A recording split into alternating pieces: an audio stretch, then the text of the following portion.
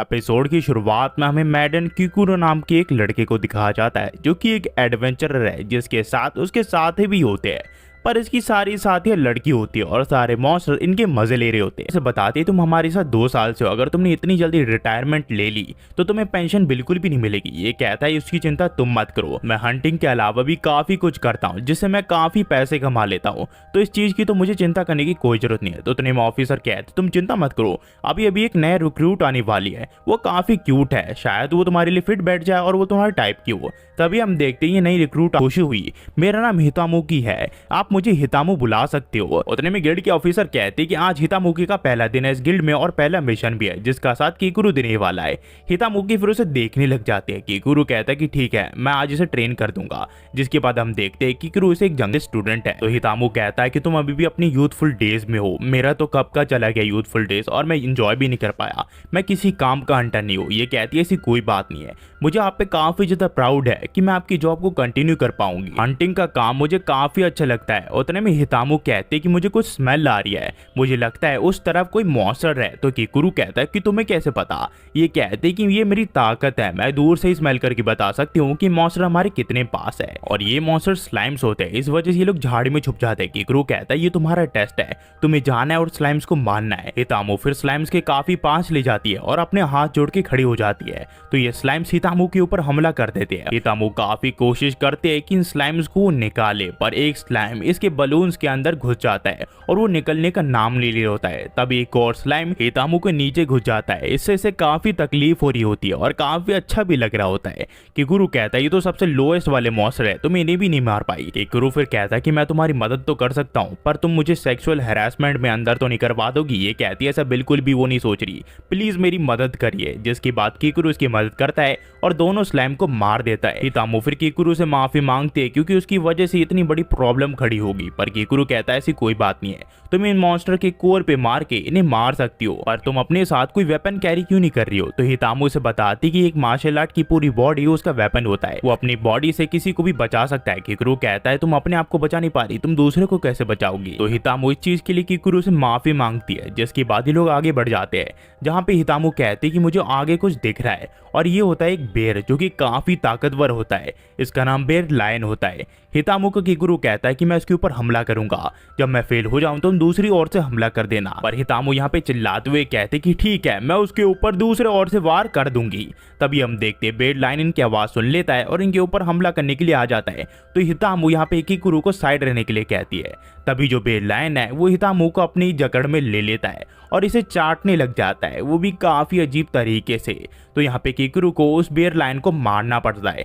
हितामु उसे बचाने के लिए उसका शुक्रिया करती है। जिसके बाद हम देखते हैं ये लोग गिल्ड में आ जाते हैं, जहाँ ऑफिसर कहते हैं कि हितामु ने आज 2 स्लैम मारे। तो किकुरु कहता है कि नहीं, उसने 2 स्लैम नहीं मारे, उसने सिर्फ मेरे काम को बढ़ाया है। हितामु इस चीज के लिए उसे माफी मांगते हैं और यहाँ पे रोने लग जाती है। किकुरु फिर गिल्ड के ऑफिसर से कहता है कि मैंने सोचा था कि मैं अपनी करंट जॉब को छोड़ के किसी कैंपस में ज्वाइन हो जाऊंगा और अपनी लाइफ को जीऊंगा, पर लगता है मेरे सक्सेसर को ढूंढे बिना मैं यहाँ से नहीं जा सकता, क्योंकि सिटी के ऊपर सारे मॉन्स्टर हमला कर देंगे अगर यहाँ से ये चला गया। किकुरु फिर हितामु से पूछता है क्या सभी मार्शल आर्टिस्ट ऐसे ही होते हैं? ये कहते हैं कि इसके मेंटर ने एक बार इसे कहा था कि ना ये बुरी है ना ही अच्छी है। तो किकुरु समझ आता है हितामु गुड फॉर नथिंग है, उसके मास्टर भी उससे परेशान आ चुके थे। तभी यहाँ पे ऑफिसर कहते कि मेरे पास एक और लड़की आई है जो कि नई रिक्रूट है, क्या पता वो लड़की तुम्हारी टाइप की हो, तुम दोनों की बात बन जाए। ये कहता है कि मुझे ऐसे ट्रीट करना बंद करो जैसे कि मैं कोई डेट से करूँ। तभी यहाँ पे वो लड़की आ जाती है जो कि नई रिक्रूट है, जो कि एक व्हाइट सॉर्सर है जिसका नाम मेड एंगर्स है। किकुरु फिर मेडन को देखने के बाद सोचने लग जाता है कि ये तो हितामु से भी छोटी है, आखिरकार ये एक एडवेंचरर कैसे बनी? ऑफिसर उतने में कहती है कि प्लीज इसे संभाल लो, ये अकेली ही जंगल में नहीं जा सकती। तो किकुरु इस चीज के लिए हाँ कर देता है और वो सोचता है कि लगता है इसकी रिटायरमेंट थोड़ी एक्सटेंड करनी पड़ेगी। उतने में मेडन कहती है कि मैं इस आदमी के साथ नहीं काम कर सकती जो कि लस्टफुल हो, और साथ ही साथ इसका चेहरा देख के तो लगता है ये बहुत ही बड़ा ठरकी है। पर किकुरु मेडन को समझाता है, लगता है उसे कुछ गलतफहमी हुई है, वो उसे बच्चे की तरह देखता है, उसके अंदर उसके लिए बिल्कुल भी कोई फीलिंग नहीं है। जिसे सुन के मेडन को काफी हर्ट होता है और वो अपने स्टिक से किकुरु के ऊपर वार कर देती है और वो वार कीकुरू को जाके सर पे लगता है। ऑफिसर फिर कीकुरू को कहते कि लगता है सबसे पहले तुम्हें ये सीखने से शुरू करना पड़ेगा कि लड़कियों को कैसे हैंडल किया जाता है। कहानी फिर कीकुरू के पास में जाती है, जहां हम देखते हैं यहाँ पे जितने भी उसके क्लासमेट्स होते हैं वो अब डेटिंग करना शुरू कर चुके होते हैं और सभी को काफी अच्छा लग रहा होता है। सारे स्कूल में डेटिंग का माहौल होता है। वही कीकुरू जो है वो बॉडीगार्ड के तौर पर यहाँ काम कर रहा होता है। इसी वजह से इसने अपने पूरे यूथफुल डेज को खराब कर दिया और कुछ भी नहीं कर पाया। पर अभी भी इसके पास टाइम है, अगर किसी सक्सेसर को ढूंढ के ये रिटायर हो गया तो ये अभी भी अपने यूथफुल डेज को एंजॉय कर सकता है। साथ ही साथ इन दोनों लड़कियों की ट्रेनिंग किसी और को भी दे सकता है। ये इन दोनों के साथ नहीं जाना चाहता, पर ऑफिसर कहती कि मेरे पास अभी कोई पर्सन नहीं है तो तुम्हें ही जाना पड़ेगा। साथ ही साथ ऑफिसर हितामू को इन दोनों को करीब लाने के लिए कहती है। हितामू कहती वो पूरी कोशिश करेगी। फिर हम देखते हैं ये लोग हंटिंग पे निकल जाते हैं। कीकुरू फिर हितामू को कहता है क्या तुम्हें उन स्लाइम्स की स्मेल याद है जिन स्लाइम से हम कुछ वक्त पहले लड़े थे? हितामू कहते कि हाँ मुझे बिल्कुल याद है, और जो उन्होंने मेरे साथ किया वो तो मैं बिल्कुल भी नहीं भूल सकती, वो कितना घिनौना था। कीकुरू कहता है ये चीज अब बोलने की कोई जरूरत नहीं है, जो हो गया वो हो गया। इससे मेडन घबरा जाती है और वो कहती कि कैसी चीज इसके साथ उन्होंने की। तो कीकुरू कहता है इस चीज की चिंता तुम्हें करने की कोई जरूरत नहीं है, उन्होंने इसके साथ ऐसी चीज की जो ये सोच भी नहीं सकती। ये तीनों फिर उन स्लाइम्स का पता लगा लेते हैं और झाड़ियों के पीछे छुप जाते हैं। तो कीकुरू हितामू कहता है कि जाके उन स्लाइम्स के ऊपर हमला कर दो, ये तुम्हारे रिवेंज का समय पर थोड़ा ध्यान से करना। मेडन फिर कीकुरू से पूछती है कि आखिरकार हम स्लाइम के लिए इतने चौकन्ना क्यों है? तो ये कहता है कि कुछ लोग होते हैं जो कि स्लाइम को भी हैंडल नहीं कर पाते और ये इसके सामने साबित भी हो जाए। और कीकुरू यहाँ पे मेडन को रुकने के लिए कहता है क्योंकि स्लाइम से लड़ने वाला काम हितामू के ट्रेनिंग का ही एक हिस्सा है और ये लोग उसकी मदद बिल्कुल भी नहीं कर सकते। तभी एक स्लाइम हितामू के दोनों हाथों को अपना अंदर ले लेता है और हितामू फंस जाती है और पीछे से एक और स्लाइम आ जाता है जो कि इसके पीछे वाले होल में घुस जाता है। तभी कीकुरू मेडिना को बताता है कि यही वो छुपी हुई चीज थी जो मैं तुमसे छुपाना चाहता था। ये काफी अजीब सा है। कीकुरू फिर यहाँ पे इस स्लाइम्स को मार देता है। मेडन फिर हितामू को उस एरिया को दिखाने के लिए कहती है जहाँ पे उसे चोट लगा होता है। दरअसल मेडन हीलिंग जानती है, इस वजह से वो हितामू को हील कर देती है। इस चीज को देख के हितामू काफी ज्यादा खुश हो जाती है। साथ ही साथ कीकुरू यहाँ मेडन की तारीफ का बिजनेस कैसे चलेगा इस दुनिया में। तभी इन तीनों को एक तरफ से कुछ हलचल सुनाई देती है और इन्हें पता चलता है कि वहाँ पे एक बड़ा सा स्लैम है जो कि इनके सामने आ जाता है, जो कि काफी ताकतवर होता है। कीकुरू इन दोनों को साइड हटने के लिए कहता है, पर हितामू कहती है तुम्हें चिंता करने की कोई जरूरत नहीं, अब मैं अपने मार्शल आर्ट का यूज करने वाली हूँ जो कि होता है काउंटर स्किल। हितामू अपने वार के लिए रेडी हो रही होती है, पर तभी वो स्लाइम यहाँ मेडन को पकड़ लेता है और उसे हवा में लटका देता है। मेडिना ये देख के काफी डर जाती है। कीकुरू कहता है कि चिंता मत करो और ज्यादा हड़बड़ी मत करो। कीकुरू फिर तीर कमान का यूज करके उस स्लाइम के ऊपर हमला कर देता है और किसी तरह मेडिना को स्लाइम की पकड़ से छुड़वा लेता है, पर मेडिना नीचे गिरने लग जाती है। तो हिकारू किसी तरह उसे पकड़ लेता है और उसे पूछता है क्या तुम ठीक तो हो ना? मेडिना कहती कि हाँ मैं ठीक हूँ। हिकारू की वार खाने के बाद वो स्लाइम जंगल की ओर भाग जाता है। हितामू फिर मेडिना से माफी मांगती है उसकी गलती के लिए, क्योंकि अगर उनका ध्यान भटकना नहीं तो स्लाइम इसके ऊपर हमला नहीं करता। ये दोनों फिर कीकुरू से पूछते हैं क्या उस स्लाइम को हमें मारने के लिए जंगल में जाना चाहिए, वापस चले जाना चाहिए। जिसके बाद ये लोग गिल्ड वापस आ जाते हैं, जहाँ पे ऑफिसर इनसे पूछती है क्या तुमने सिर्फ स्लाइम्स को मारा, क्या दूसरे मॉन्स्टर वहाँ पे नहीं थे?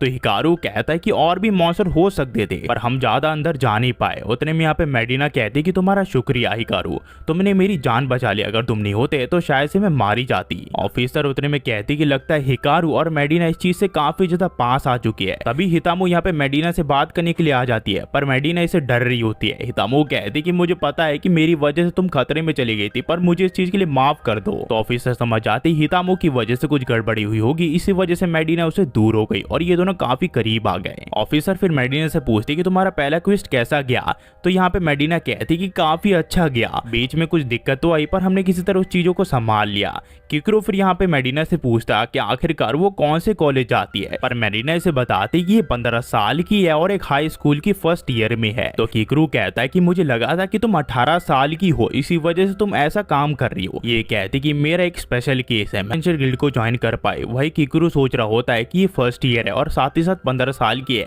और उसने अलग अलग चीजें देखी जो कि इसे बिल्कुल भी देखना नहीं चाहिए था। तो ये गिल्ड के ऑफिसर के रिक्वेस्ट करता है कि प्लीज अगली बार किसी भी मेंबर को ज्वाइन करने से पहले मुझे उसकी एज बता देना। एपिसोड की शुरुआत होती है और हमें एक एक्स हंटर को दिखाया जाता है जो कि कीकुरू का साथी होता है। यहाँ पे अब ये रिटायर होने वाला होता है और साथ ही साथ ऑफिसर इसका शुक्रिया करती है इतनी सारी चीजें इनके गिल्ड के लिए करने के लिए। ये फिर कीकुरू के पास जाता है और कहता है क्या तुम्हें इतना बुरा लग रहा है कि मैं रिटायर हो रहा हूँ? वही कीकुरू सोच रहा होता है अगर तुम यहाँ नहीं रुके तो मैं कभी भी रिटायर नहीं हो पाऊंगा, तुम्हें यही रुकना पड़ेगा। तभी गिल्ड की ऑफिसर किकरू को बताती कि किकरू आज 2 लड़कियां और हमें ज्वाइन करने वाली है जो कि अपने टीनेज में है। किकरू कहता है कि आखिरकार कितनी सारी टीनेज गर्ल को मुझे अब संभालना पड़ेगा। ये कहती कि तुम्हें ज्यादा नहीं करना है, 2 ही लड़कियां और आने वाली है। ये कहता है कि तुम सचमुच चाहती हो कि मैं इन लड़कियों को देखूं। तभी गिल्ड के ऑफिसर से बताती कि जो नए मेंबर्स आने वाले उसमें से एक नाइट है और एक ब्लैक सॉर्सर है जो कि काफी ताकतवर है। तो किकरू यहाँ सोचने लग जाता है कि एक नाइट डिफेंस और अटैक दोनों में माहिर होती है और वो जो ब्लैक सॉर्सर है वो अटैक में काफी माहिर होती है। इन दोनों का मैं काफी यूज कर सकता हूँ।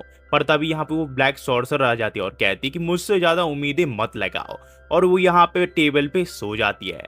तो किकरू इस लड़की से पूछता है कि आखिरकार तुम हो कौन। उतने में ऑफिसर बताती है इसका नाम डाना टॉक्सिको है और ये वही ब्लैक सॉर्सर है। यहाँ टॉक्सिको किकरू को हाय करती है उससे मिलने के बाद। किकरू इसे देखने के बाद समझ आता है कि बहुत बड़ी आलसी है, पर ऑफिसर से समझाती है कि इसके अंदर कुछ ना कुछ तो पैशन है जो कि इसके अंदर खोल रहा है। किकरू उसके पैशन को जगाने में तुम्हें इसकी मदद करनी चाहिए। पर ये कहती है ये बिल्कुल भी काम करना नहीं चाहती। तो किकरू कहता है कि अगर वो काम करना नहीं चाहती तो मैं इसे फोर्स नहीं करूंगा काम करने के लिए। पर उतने में यहाँ टॉक्सिको कहती है कि मुझे पता है मैं काम करना नहीं चाहती, पर उसके बाद भी मुझे अपना खर्चा तो उठाना पड़ेगा ना, इसी वजह से मैं तुम्हारे साथ काम पे जाऊंगी। पर अगर मॉन्स्टर को तुमने अकेले नहीं मारा तब भी मुझे उसका शेयर चाहिए होगा। फिर हम देखते लोग एडवेंचर के यहाँ पे आ जाते हैं जहाँ टॉक्सिको और हितामो तो आ चुके होते हैं, पर यहाँ मेडिना नहीं होती। तो हितामो किकरू से पूछते हैं कि आखिरकार आज मेडिना क्यों नहीं आई। तो किकरू से बताता है कि दरअसल आज उसका स्कूल है और कल वो काफी ज्यादा थक चुकी थी, इसी वजह से वो आज आई नहीं है।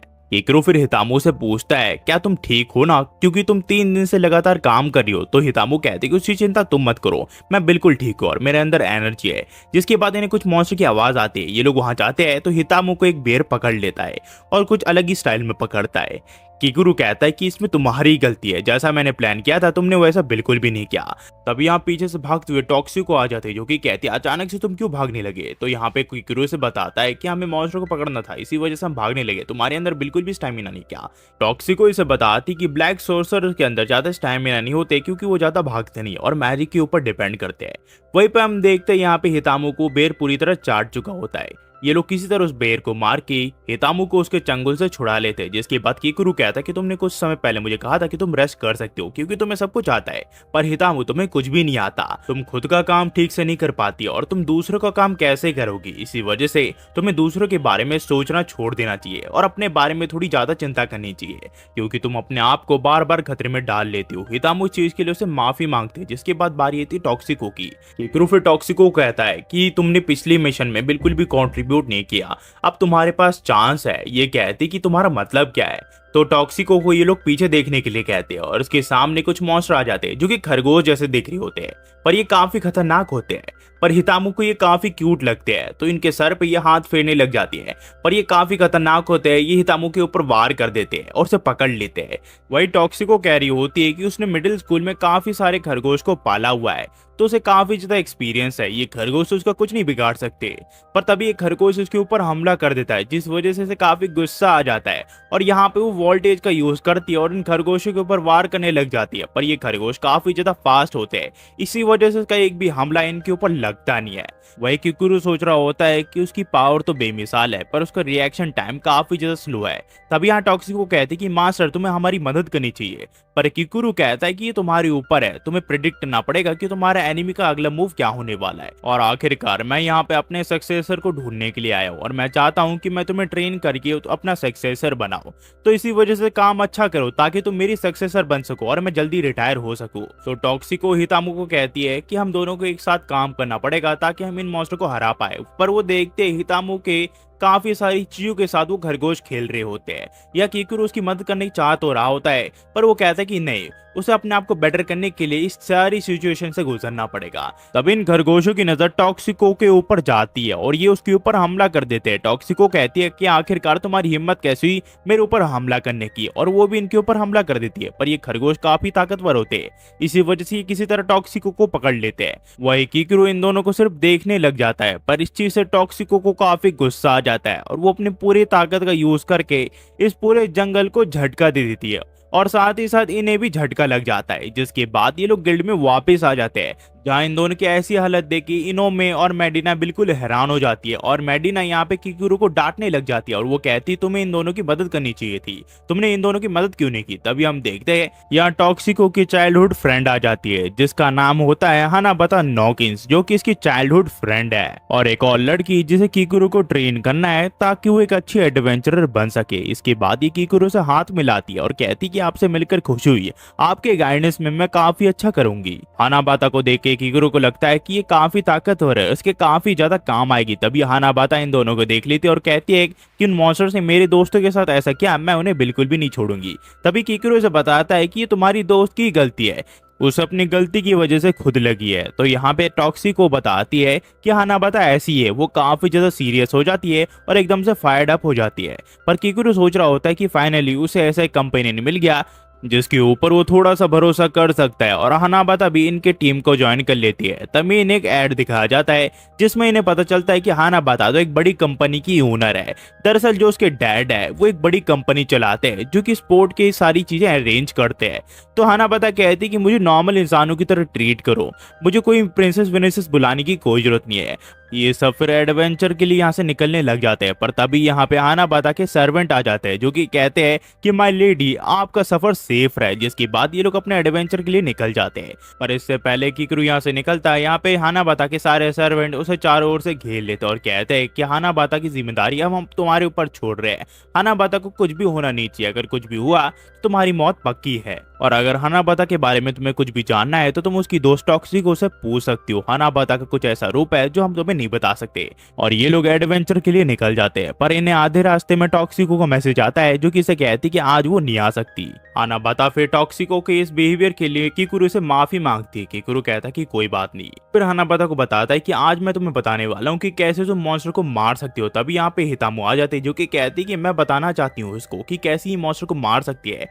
किकुरो इस चीज के लिए हाँ कर देता है, जिस वजह से हितामो की काफी ज्यादा खुश हो जाती है और वो यहाँ पे एक मॉन्स्टर को ढूंढ भी निकाल लेती है। पर इससे पहले वो उस मॉन्स्टर को मारती, किकुरो अपने तीर कमान से उस मॉन्स्टर को मार गिराता है। हितामो को फिर एक और मॉन्स्टर की स्मेल आती है और वो मॉन्स्टर को मारने के लिए जाने लग जाती है। पर इससे पहले हितामो उस मॉन्स्टर तक पहुंचती, यहाँ किकुरो आता है और उस मॉन्स्टर को मार गिराता है अपने तीर कमान से।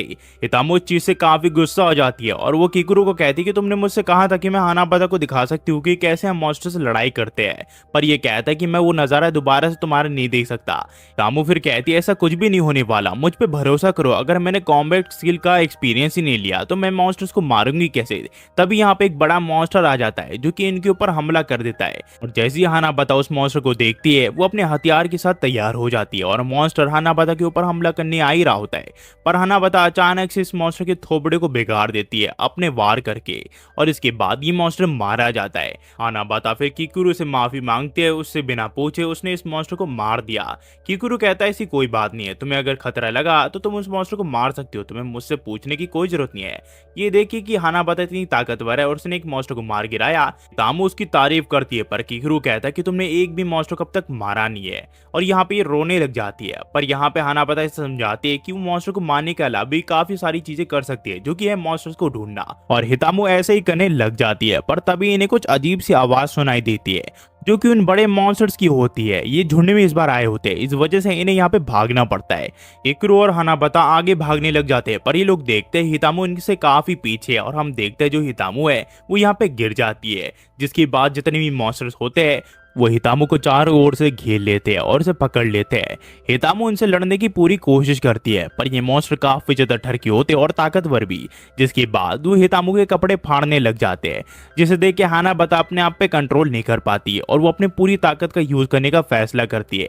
वो कहती कि आखिरकार तुम्हारी हिम्मत कैसे हुई ऐसे एम्बेरस मोमेंट को मुझे दिखाने की, जिसके बाद वो अपनी स्पेशल स्किल जिसका नाम फ्रेंजी होता है उसे यूज करने का फैसला कर लेती है और इन मॉन्स्टर के ऊपर हमला कर देती है, जिसकी वजह से ये मॉन्स्टर मारे जाते हैं। पर इस रेयर स्किल को यूज करने की वजह से हानाबाता का अपने ऊपर से कंट्रोल चले जाता है और वो 5 साल की बच्ची बन जाती है, जिसके बाद वो किकुरु को अपने बॉल से खेलने के लिए देती है और उसे पकड़ लेती है। किकुरु को भी इसमें थोड़ा मजा आ रहा होता है क्योंकि वो पहली बार इस चीज को एक्सपीरियंस कर रहा होता है कि इतने बड़े बड़े बलून्स उसके छाती पे लगे होते हैं। उसे काफी मजा आ रहा होता है कि यहाँ पे हितामो आ जाती है जो कि हानाबाता को किसी तरह उसके होश में लाती है और वो कहती है कि किकुरु को काफी ज्यादा दर्द हो रहा है, आखिरकार तुम उसके साथ ऐसा क्यों कर रही हो। हानाबाता को जब होश आता है तो वो देखती है उसके बलून्स खुले हुए होते हैं और यहाँ पे किकुरु बेहोश होता है, उसे कुछ समझ नहीं आता। जिसके बाद ये तीनों गिल्ड में वापस आ जाता है जहाँ गिल्ड के ऑफिसर इनका वेलकम करते हैं और वो कहती है कि हानाबाता ने आज काफी कुछ किया। किकुरु कहता है कि हाँ, आज हानाबाता मेरे काफी काम आए, आज उसने काफी सारे मॉन्स्टर को मारा है। पर हानाबाता को ये बिल्कुल भी होश नहीं होता कि फ्रेंजी यूज करने के बाद उसके साथ क्या हुआ। किकुरु सोचता है कि वो उसे बता दे कि हानाबाता फ्रेंजी यूज करने के बाद बिल्कुल बेकाबू हो जाती है और वो किसी के भी ऊपर हमला करने लग जाती है। यहाँ पे हानाबाता को वो जिंदगी भर झूठ नहीं बोल सकता और ये चीज किकुरु हानाबाता को बताने का फैसला कर लेता है। पर इससे पहले ये बात ये हानाबाता को बताता है, इसके पीछे हानाबाता के सिक्योरिटी वाले आ जाते हैं और वो उसे समझा देते हैं कि उसे हानाबाता को इसके बारे में कुछ भी नहीं बताना है। तभी हानाबाता अपने सिक्योरिटी वालों को बताती कि आज उसने काफी सारे मॉन्स्टर को मारा, जो सुनने के बाद इसके सिक्योरिटी वाले इसकी काफी ज्यादा तारीफ करते हैं। और एपिसोड की शुरुआत होती है और हमें हितामो को दिखाया जाता है जिसे एक मॉन्स्टर ने पकड़ लिया होता है और सभी लोग सिर्फ उसे देख रहे होते हैं जबकि हितामो यहाँ पे स्ट्रगल कर रही होती है। तो किकुरु यहाँ टॉक्सिको को कहता है कि अपनी फ्रीज मैजिक का यूज करके किसी तरह हितामो को वहां से छुड़ाओ, पर जब वो पीछे मुड़ के देखता है तो टॉक्सिको को भी उस मॉन्स्टर ने पकड़ लिया होता है और वो बिल्कुल हिल नहीं पा रही होती है।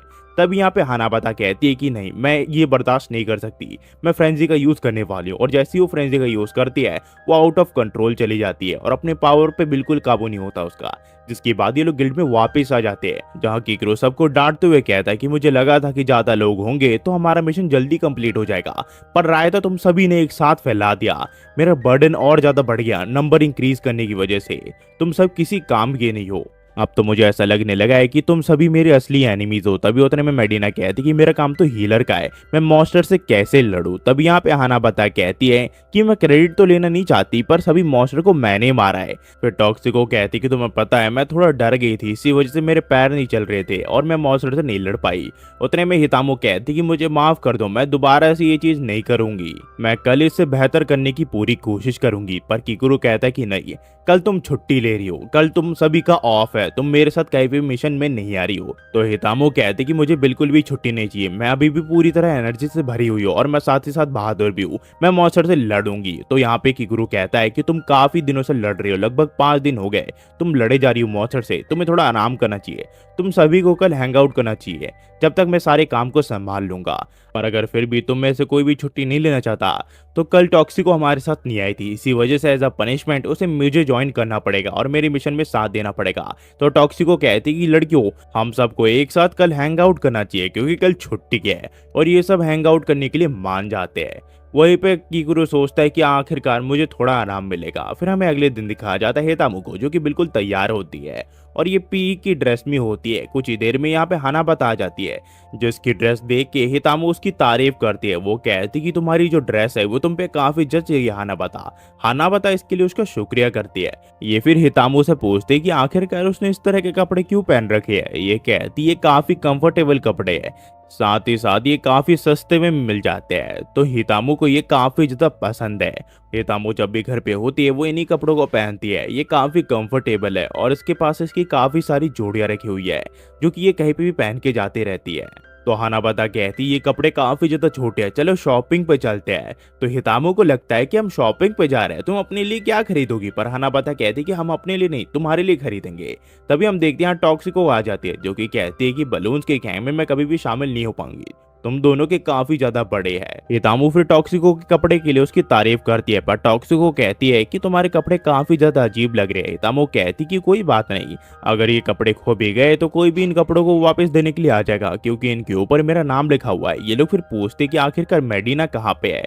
कुछ ही देर में यहाँ पे मेडिना आ जाती है जिसके पीछे और 2 लड़कियां होती है जो कि इसे घूर रही होती है। मेडिना इन दोनों को समझाते है कि देखा ये सब लड़कियां है और इनसे मैं यहाँ पे बात करने के लिए आई हूँ, क्या तुम अब जा सकती हो। तो ये लोग कहते कि प्लीज एंजल अच्छे से बिहेव करना, जिसके बाद ये लोग यहाँ से चले जाते हैं और हमें पता चलता है ये स्टूडेंट काउंसिल की तरफ से आए होते हैं ताकि वो मेडिना को प्रोटेक्शन दे सके। तभी टॉक्सिको कहते कि मुझे नहीं लगा था कि तुम्हारा प्राइवेट स्कूल इतना ज्यादा स्ट्रिक्ट होगा। तभी हानाबाता कहती कि चलो चलते हैं, हम काफी ज्यादा लेट हो चुके हैं। जाते हुए यहाँ पे हितामो और टॉक्सिको मेडिना का मजाक उड़ाने लग जाती है क्योंकि उन लड़कियों ने इसे एंजल कहा था और यहाँ पे इसे बिल्कुल भी अच्छा नहीं लग रहा होता है, इसे काफी गुस्सा आता है। तो इसी वजह से हितामो को कहती है कि तुम बेवकूफ जैसे लग रही हो, तुम्हारा आउटफिट काफी घटिया है और तुम मेरा मजाक उड़ा रही हो। तो यहाँ टॉक्सिको किसी तरह से काबू में करती है और कहती कि चलो चलो, तुम्हें इतना गुस्सा नहीं करना चाहिए, अगर तुम चलेगी तो हम सबका बैलेंस बिगड़ जाएगा। और बैलेंस से मतलब होता है कि बलून्स का बैलेंस। वहीं पे हमें दिखाया जाता है किकरू को, जहाँ इनोमे उसे कुछ डॉक्यूमेंट्स देती है जिसकी रिक्वेस्ट किकरू ने की थी। किकरू इस चीज के लिए उसका शुक्रिया करता है पर इनोमे कहती कि कोई बात नहीं, पर वो पूछती कि आखिरकार ये ऐसे डॉक्यूमेंट उसे क्यों चाहिए। ये बताता है कि कुछ मॉन्स्टर जो है लड़कियों के साथ काफी अजीब बिहेवियर कर रहे हैं, वो उन्हें मान नहीं रहे, ना ही उनके ऊपर हमला कर रहे हैं, वो सब उनके साथ उल्टी सीधी चीजें कर रहे हैं। तो इनो में पूछते कि किस तरह की उल्टी सीधी चीजें। ये कहता है कि मैं तुम्हें डायरेक्टली तो नहीं बता सकता, पर तुम ये कह सकते हो कि उनके साथ वो इंटरेक्शन करने की पूरी कोशिश कर रहे हैं। तो इनो में कहते हैं इसका मतलब वो मॉन्स्टर इन्हें मेल की तरह नहीं, इन्हें मेड की तरह देख रहे हैं और वो इनके साथ ये सारी चीजें करना चाहते हैं। पर मॉन्स्टर तो माना के लिए दौड़ते हैं और इंसानों के अंदर माना होता है, वो उन्हें मार के खा जाए तो उन्हें माना मिल जाए, पर आखिरकार ऐसा वो क्यों कर रहा है। तो किकुरु कहता है ज्यादातर ये हरकतें वो हितामो के साथ करते हैं, यानी कि उसका जो मानना है वो काफी ज्यादा फाइन है, जिसके लिए ये मॉन्स्टर अपनी जान को खतरे में डाल रहे हैं। पर सचमुच ऐसा गुड माना और बैड माना भी होता है क्या? पर जिस तरह से वो अपनी जान खतरे में डाल रहे हैं, ऐसा हो सकता है कि हितामो का जो मानना है वो काफी ज्यादा प्योर हो। तभी यहाँ पे इनोमे से कहती है कि लगता है तुम उन सभी लड़कियों के लिए काफी ज्यादा चिंता करते हो। वहीं पे हमें हितामो को दिखाया जाता है जो कि यहाँ पे केक खा रही होती है। वो कहती है केक काफी ज्यादा डिलीशियस है। हितामो फिर हानाबाता से पूछती है कि वो डेली यहाँ पे आती रहती है। ये कहती है वो कभी कभार आती है, जिसके बाद यहाँ टॉक्सिको कहती है कि हम सब लड़के एक साथ मिल रही है तो हमें उस चीज के बारे में बात करना चाहिए जो कि होती है लव लाइफ।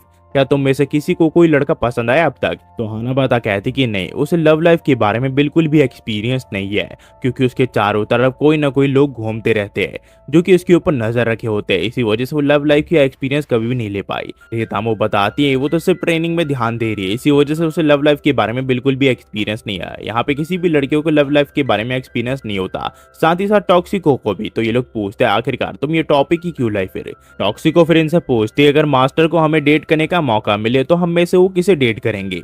पर इस सवाल का इनके पास जवाब नहीं होता, तो ये लोग मास्टर यानी कि किकुरु को ही कॉल करने लग जाते हैं। और यहाँ पे टॉक्सिको किकुरु से पूछते हैं कि मास्टर अगर हम में से आपको किसी को भी डेट करने का मौका मिले तो आप किसी करोगे? तो यहाँ पे किकुरु कहता है कि मैं तुम में से किसी को भी डेट नहीं करूंगा, मैं मिस इनोमे को डेट करूंगा। टॉक्सिको कहती है कि ऐसी बात है तो फिर ठीक है, उनसे तो हम कभी भी नहीं जीत सकते। वहीं पे मिस एमो ने किकुरु से पूछती कि आखिरकार उसने उसका नाम क्यों लिया। तो किकुरु कहता है कि उनके मुंह बंद करने के लिए यही वर्ड काफी था। हमें फिर शाम को दिखाया जाता है हितामो को जो कि यहाँ पे ब्रिज के ऊपर से जा रही होती है, पर तभी उसकी नजर यहाँ पे किकुरु पे जाती है जो कि ब्रिज के नीचे से जा रहा होता है। हितामो से आवाज लगाती है, वो उसे उसकी तरफ देखने के लिए कहती है, पर किकुरु उस पर ध्यान नहीं देता और आगे जाने लग जाता है। और अचानक से हितामो का पैर फिसलता है और वो किकुरु के ऊपर गिर जाती है और किकुरु का मुंह हितामो के नीचे आ जाता है और हितामो को काफी अजीब फील हो रहा होता है, पर किकुरु को भी काफी अच्छा लग रहा होता है। वो सोचता है कि ऐसा लग रहा है कि काफी अच्छा स्मेल कर रहा है, उसे काफी मजा आ रहा होता है। पर तभी यहाँ पे हितामो से बताती कि उसके पॉकेट में नाइफ रखा हुआ है। किकुरु कहता है कि बिल्कुल भी हिलना मत। तभी हमें टॉक्सिको को दिखाया जाता है जो कि इन दोनों की फोटो खींच लेती है और वो कहते हैं कि मास्टर आपने एक लड़की को वायलेट किया है, अब हम सिर्फ कोर्ट में मिलेंगे। तो किकुरु कहता है कि ये सब बकवास बंद करो और जल्दी से मुझे यहाँ पे हटाओ, मुझे पता है तुम सबके दिमाग में क्या चल रहा है।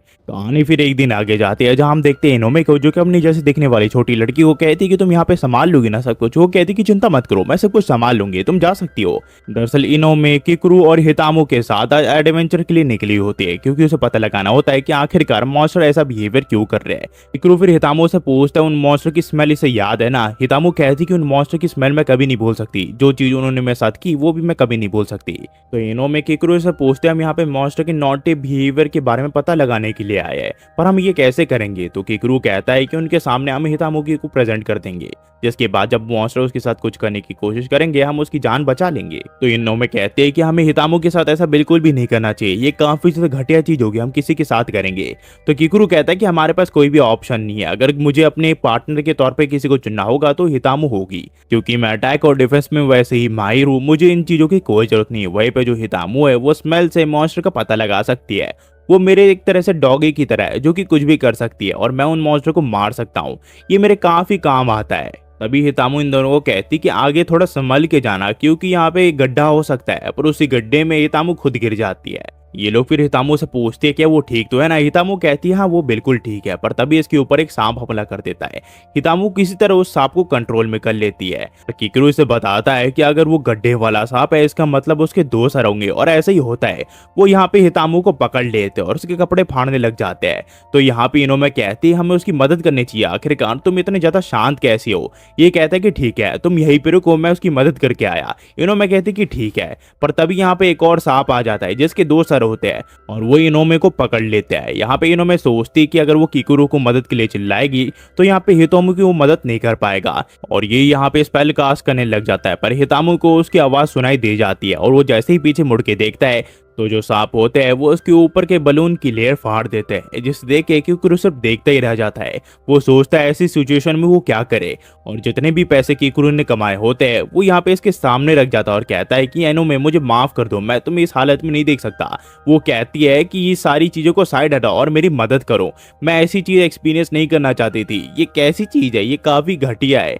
किकुरु सोचता है ऐसी सिचुएशन कभी कभार ही मिलती है, शायद ये कभी भविष्य में इनोमे को ऐसी हालत में देख पाऊं। तभी इनोमे कहती है क्या तुम मेरी मदद कर सकते हो वहां खड़े होने के अलावा, जिसकी बात यहाँ पे किकुरु उसकी मदद करता है और उसे अपनी टी शर्ट दे देता है पहनने के लिए। तभी इनोमे किकुरु को याद दिलाती है कि हितामुकी को भी उन सांपों ने पकड़ रखा है, हमें उसकी मदद करनी चाहिए। पर अब काफी ज्यादा लेट हो चुका होता है क्योंकि इन सांपों ने हितामुकी के साथ सारी चीजें कर ली होती है। तो किकुरु कहता है कि अगर तुम्हें मदद की जरूरत थी तो तुमने मदद के लिए चिल्लाया क्यों नहीं। ये कहते कि मैं चाहती थी तुम पहले मिस इनोमे की मदद करो, क्योंकि वही हमारी फर्स्ट प्रायोरिटी थी। ये सब फिर गिल्ड वापस आ जाते हैं जहाँ पे एसी ने इन सबका स्वागत करते हैं जो कि इनोमे क्या जगह काम कर रही थी। वो कहते हैं कि तुम सबका स्वागत है।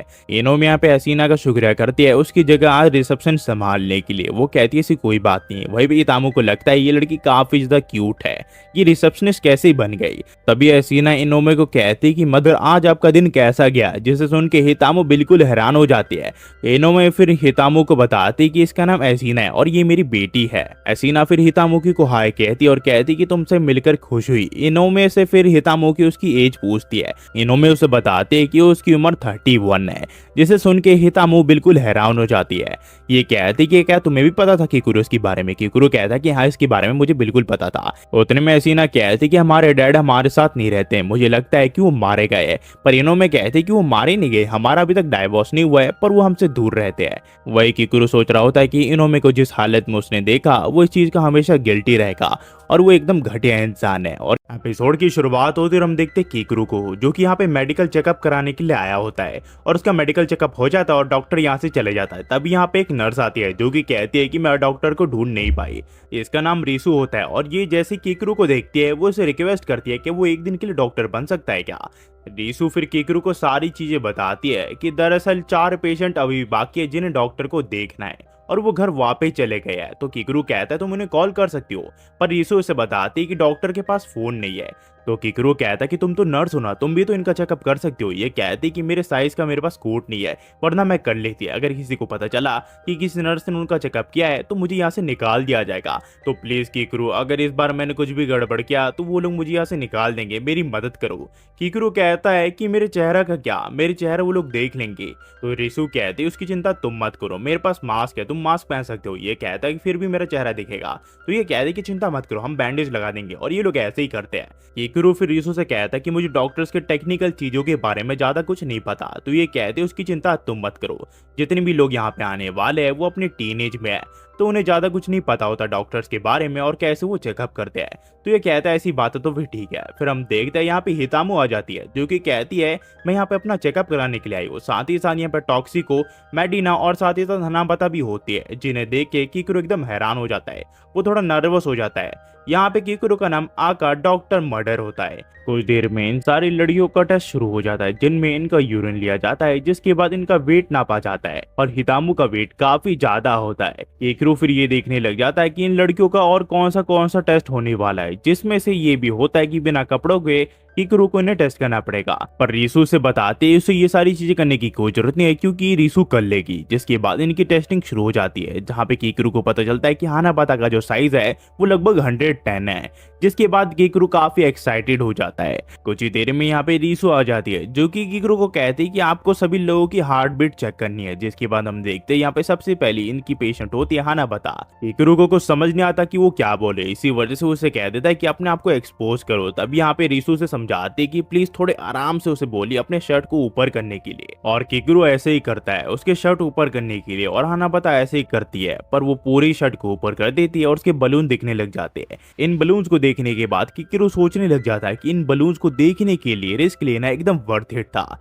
वही रीशु केकरू को समझा रही होती है कि सर प्लीज उसे एग्जाम कीजिए, पर ये सोच रहा होता है कि हानाबाता के सर्वेंट ने मुझे ऐसे हालत में हानाबाता के साथ देख लिया होता तो अब तक वो मेरी जान ले लेते। केकरू फिर हानाबाता को एग्जामिन करना शुरू कर देता है, पर वो सारी चीजें गलत कर रहा होता है। तो रीशु उसे बताती है कि उसके छाती के वहां पे उसे लगाना है, ना कि उसके बलून्स के यहाँ पे। और केकरू ऐसे ही करता है, वो कहता है कि हानाबाता की स्किन काफी मजेदार है, ये काफी अच्छी है। केकरू किस तरह उसका एग्जामिन खत्म करता है और कहता है कि तुम बढ़िया, तुम यहाँ से जा सकते हो। जिसके बाद यार टॉक्सिको को कोई बारी आती है। केकरू सोचता है इसके पास तो कुछ है ही नहीं। टॉक्सिको फिर जब अपनी शर्ट खोलती है तो उसके पास छोटे छोटे मौसमियां होते हैं, जिन्हें देख के केकरू फैंटेसाइज करने लग जाता है। वो कहता है कि बेशक बड़े ना हो, पर ये छोटे हैं और काफी यूनिक है और ये काफी ज्यादा सुंदर लग रहा है। जिसके बाद रीशु यहाँ पे टॉक्सिको को कहती है कि तुम अब तक एक बार भी बीमार नहीं पड़ी हो बचपन से ले तक। ये कहते कि हाँ ये मेरी यूनिक एबिलिटी है। जिसके बाद हम देखते हैं यहाँ पे मेडिना आ जाती है, जिसके पास कुछ भी नहीं होता। तो केकरू उसे पीछे से एग्जामिन करने का फैसला करता है। तो यहाँ पे रीशु कहती है कि आखिरकार तुम्हें उसकी हार्ट बीट कैसे सुनाई देगी पीछे से।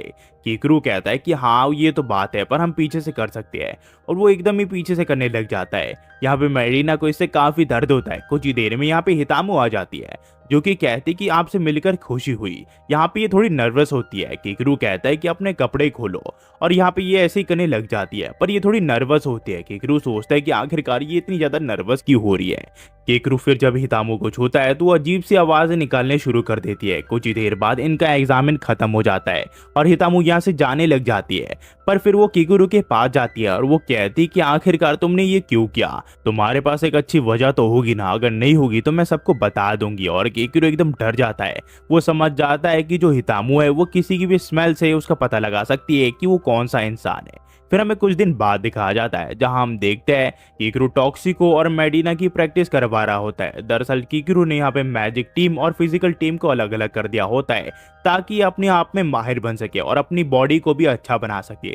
आज टॉक्सिको और मेडिना का ट्रेनिंग का दिन है, जहाँ पे वो अपनी फिटनेस पे ध्यान देगी और भागने भी ध्यान देंगे, क्योंकि ये दोनों काफी ज्यादा आलसी और साथ ही साथ डरपोक भी है। तभी मेडिना यहाँ कहने लग जाती है कि आखिरकार सभी लोगों में से मुझे तुम दोनों के साथ ही क्यों ट्रेनिंग करनी थी। मुझे हानाबाता के साथ ट्रेनिंग करनी थी, क्योंकि वो फिजिकल स्ट्रेंथ में काफी अच्छी है और वो काफी अच्छी कोच बन सकती थी मेरे लिए। और हितामो भी उससे कम नहीं है, वो भी मेरे लिए अच्छी फिजिकल कोच बन सकती थी। पर आखिरकार तुम दोनों ही क्यों मेरी टीम में आने थे।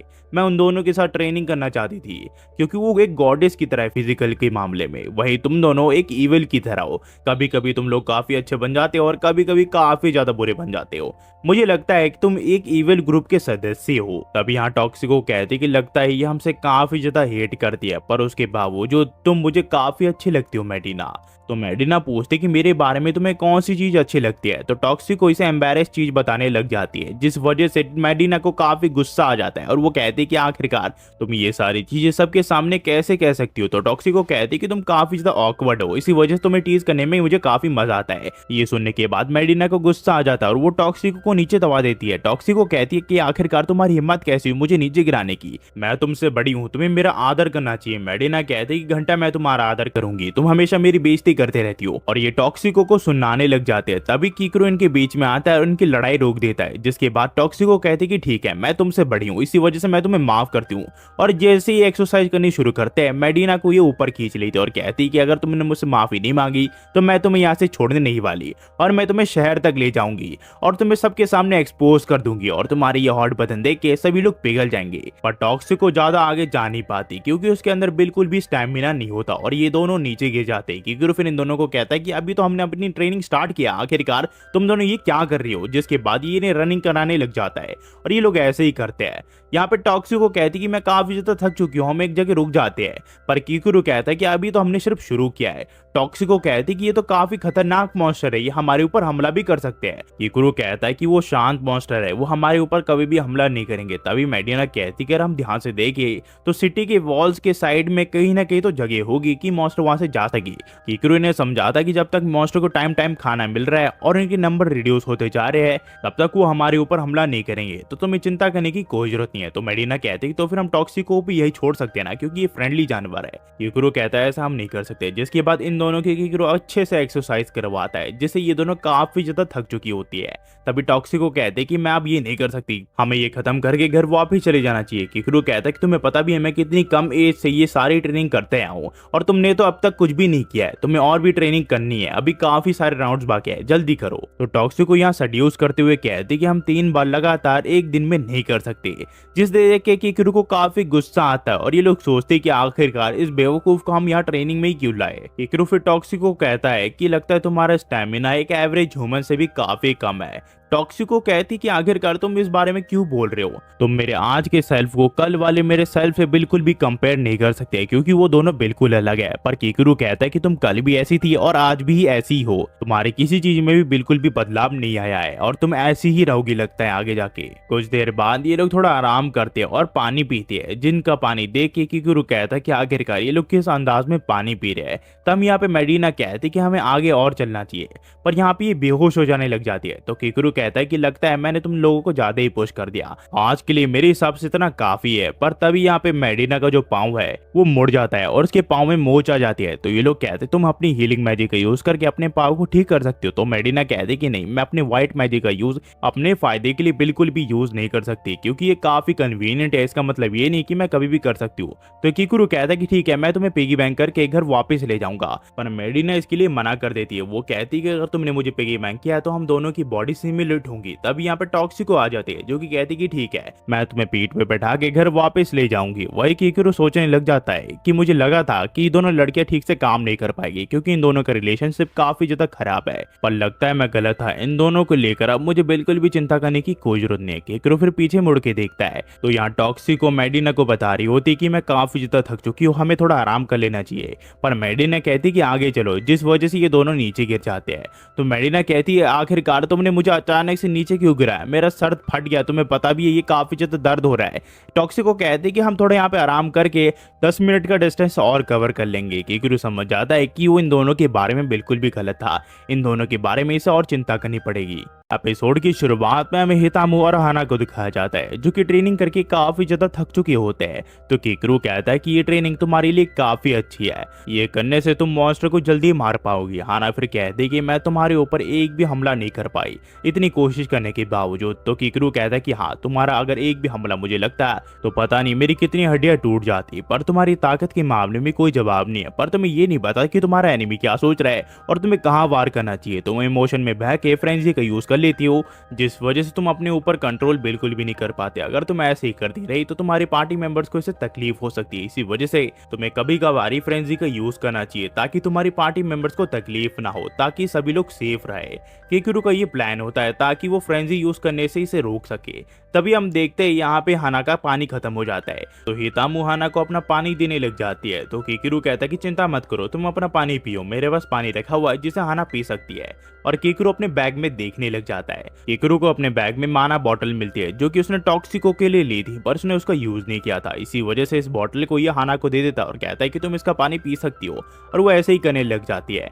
वहीं पे ये हितामू को बताने लग जाता है कि हितामू तुम काफी ज्यादा भागती हो, इसी वजह से तुम्हारा जो स्टैमिना है वो जल्दी खत्म होता है। तुम्हें इधर उधर भागने की जगह ये कोशिश करनी चाहिए कि उस मॉन्स्टर को तुम एक जगह ट्रैप कर सको और उसे मार सको। तो हितामू कहते कि ठीक है, आज से मैं इस चीज का पूरा ध्यान रखूंगी। तभी हम देखते हैं यहाँ पे हाना अजीब सी आवाज निकालने लग जाती है और कीकुरू देखता है कि वो अपने पूरे पावर वाले रूप में आ चुकी होती है। इसी वजह से कीकुरू जैसे उस रूप को देखता है वो भाग के एक बड़े से पत्थर के पीछे छुप जाता है। हाना फिर हितामू से पूछती है कि आखिरकार कीकुरू कहाँ गया।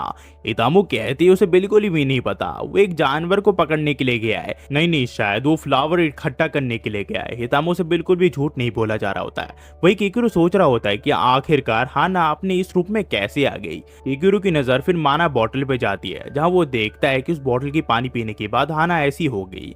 जिसके बाद ये यहाँ पे टॉक्सिको को कॉल करने का फैसला करता है और उसे पूछता है कि आखिरकार हाना बता इस मूड में कैसी आ गई। टॉक्सिको कीकुरु को बताती कि लगता है हाना ज्यादा ड्रंक होगी माना की वजह से। तो कीकुरु कहता है कि इसका मतलब क्या है। टॉक्सिको इसे बताती कि हाना की जो बॉडी है और उसका जो ब्रेन है वो ज्यादा माना कंज्यूम नहीं कर सकता, इसी वजह से जब भी वो फ्रेंजी का यूज करती है वो ड्रंक हो जाती है और वो अपने ऊपर बिल्कुल भी कंट्रोल नहीं कर पाती है। पर ये काफी शॉर्ट टर्म के लिए होता है, वो कुछ देर बाद नॉर्मल हो जाती है। पर माना पीने के बाद मैं कह नहीं सकती ये कितनी देर तक असर होगा। वहीं पे हाना हितामो के बलून्स में मुंह लगाने लग जाती है। तो हितामो कहते हैं इन दोनों बलून्स में से कुछ भी नहीं निकलेगा, क्या तुम इस चीज को बंद कर सकती हो। तो कीकुरु कहता है क्या मैं 2 मिनट के लिए तुमसे बात करना बंद कर सकता हूँ क्या। टॉक्सिको कहती है क्या क्या तुम अजीब सी रिकॉर्डिंग कर रहे हो क्या। वो कहता है ऐसा बिल्कुल भी नहीं है। वहीं पे हम देखते हैं हाना हितामो के बलून्स के साथ खेल रही होती है। कीकुरु फिर टॉक्सिको को बताता है कि हमेशा हाना इसे जोर से गले लगाती है और ये चीज सिर्फ ये कीकुरु के साथ ही करती है। तो टॉक्सिको बताती है कि लगता है तुम उसके लिए स्पेशल हो, एक बार अपने चेहरे पे चोट खा के अपनी बॉडी में चोट खा के हाना के पास जाओ और देखो वो कैसा रिएक्ट करती है। कीकुरु कहता है कि ठीक है मैं तुम्हारी बात मान के हाना के पास जा रहा हूँ। कीकुरु फिर हाना के पास आ जाता है और उसे चोट लगी होती है। वो कहता है कि मेरे ऊपर एक मॉन्स्टर ने अचानक से हमला कर दिया था। हाना फिर कीकुरु का हाथ चाटने लग जाती है और कीकुरु समझ जाता है कि हाना उसे अब चोट नहीं पहुंचाने वाली। कीकुरु फिर इस चीज का फायदा उठाने की कोशिश करता है और कहता है कि मेरे गालों पे भी चोट लगी है। तो हाना उसके गालों को चाटने लग जाती है। हितामो फिर कीकुरु से पूछती कि आखिरकार वो ये सब क्यों कर रहा है। तो कीकुरु कहता है उसके पास ऐसा कोई भी ऑप्शन नहीं है जिससे हाना अपने नॉर्मल रूप में वापस आ सके। हाना फिर अपने नॉर्मल रूप में वापस आ जाती है। हमें फिर कुछ दिन बाद दिखाया जाता है जहाँ कीकुरु पेड़ के ऊपर खड़ा हुआ होता है और सारी लड़कियों को काफी बुरी तरह चोट लगी होती है, साथ ही साथ हितामो को भी काफी बुरी चोट लगी होती है। कहानी फिर कुछ समय पहले जाती है जहाँ ये चारों लड़कियां मिलकर एक बेर से लड़ रही होती है, पर इन चारों को पता नहीं होता कि टीम वर्क किस चीज का नाम होता है और ये एक दूसरे के ऊपर ही वार करने लग जाती है। जिसके बाद हितामो को वेर पकड़ लेता है और उसको झुलाने लग जाता है और उसके साथ अजीब चीजें करने लग जाता है। मैडिना इस चीज से घबरा जाती है और अपने चारों ओर प्रोटेक्शन की एक लेयर बना लेती है। तभी टॉक्सिको को भी एक मॉन्स्टर पकड़ लेता है और उसके साथ अजीब चीजें करने लग जाता है और कुछ ही देर बाद हाना को भी एक मॉन्स्टर पकड़ लेता है और इन सभी लड़कियों के साथ काफी अजीब चीजें करने लग जाते हैं ये मॉन्स्टर। इस चीज से टॉक्सिको को काफी गुस्सा आ जाता है और वो अपने पूरी पावर का यूज करके सभी मॉन्स्टर को झटका देती है और सभी के सभी मारे जाते हैं। पर साथ ही साथ इन्हें भी झटका लगता है। जिसके बाद हमें दिखाया जाता है कि कीकुरु के घर में जहां ये सभी लड़कियां पार्टी मना रही होती है क्योंकि पहली बार अपने मिशन को कंप्लीट करके सारे मॉन्स्टर को इन्होंने मारा होता है। पर टॉक्सिको यहाँ पे सारी तारीफें ले रही होती है। वो कहती है कि मैंने एक साथ सारे मॉन्स्टर्स को मारा, मैं एक MVP हूँ। और हितामो भी इसकी तारीफ करती है। वो कहती है कि अगर टॉक्सिको नहीं होती तो शायद ही हम इस पार्टी का आनंद ले पाते और इतनी जल्दी इस मिशन को कंप्लीट कर पाते।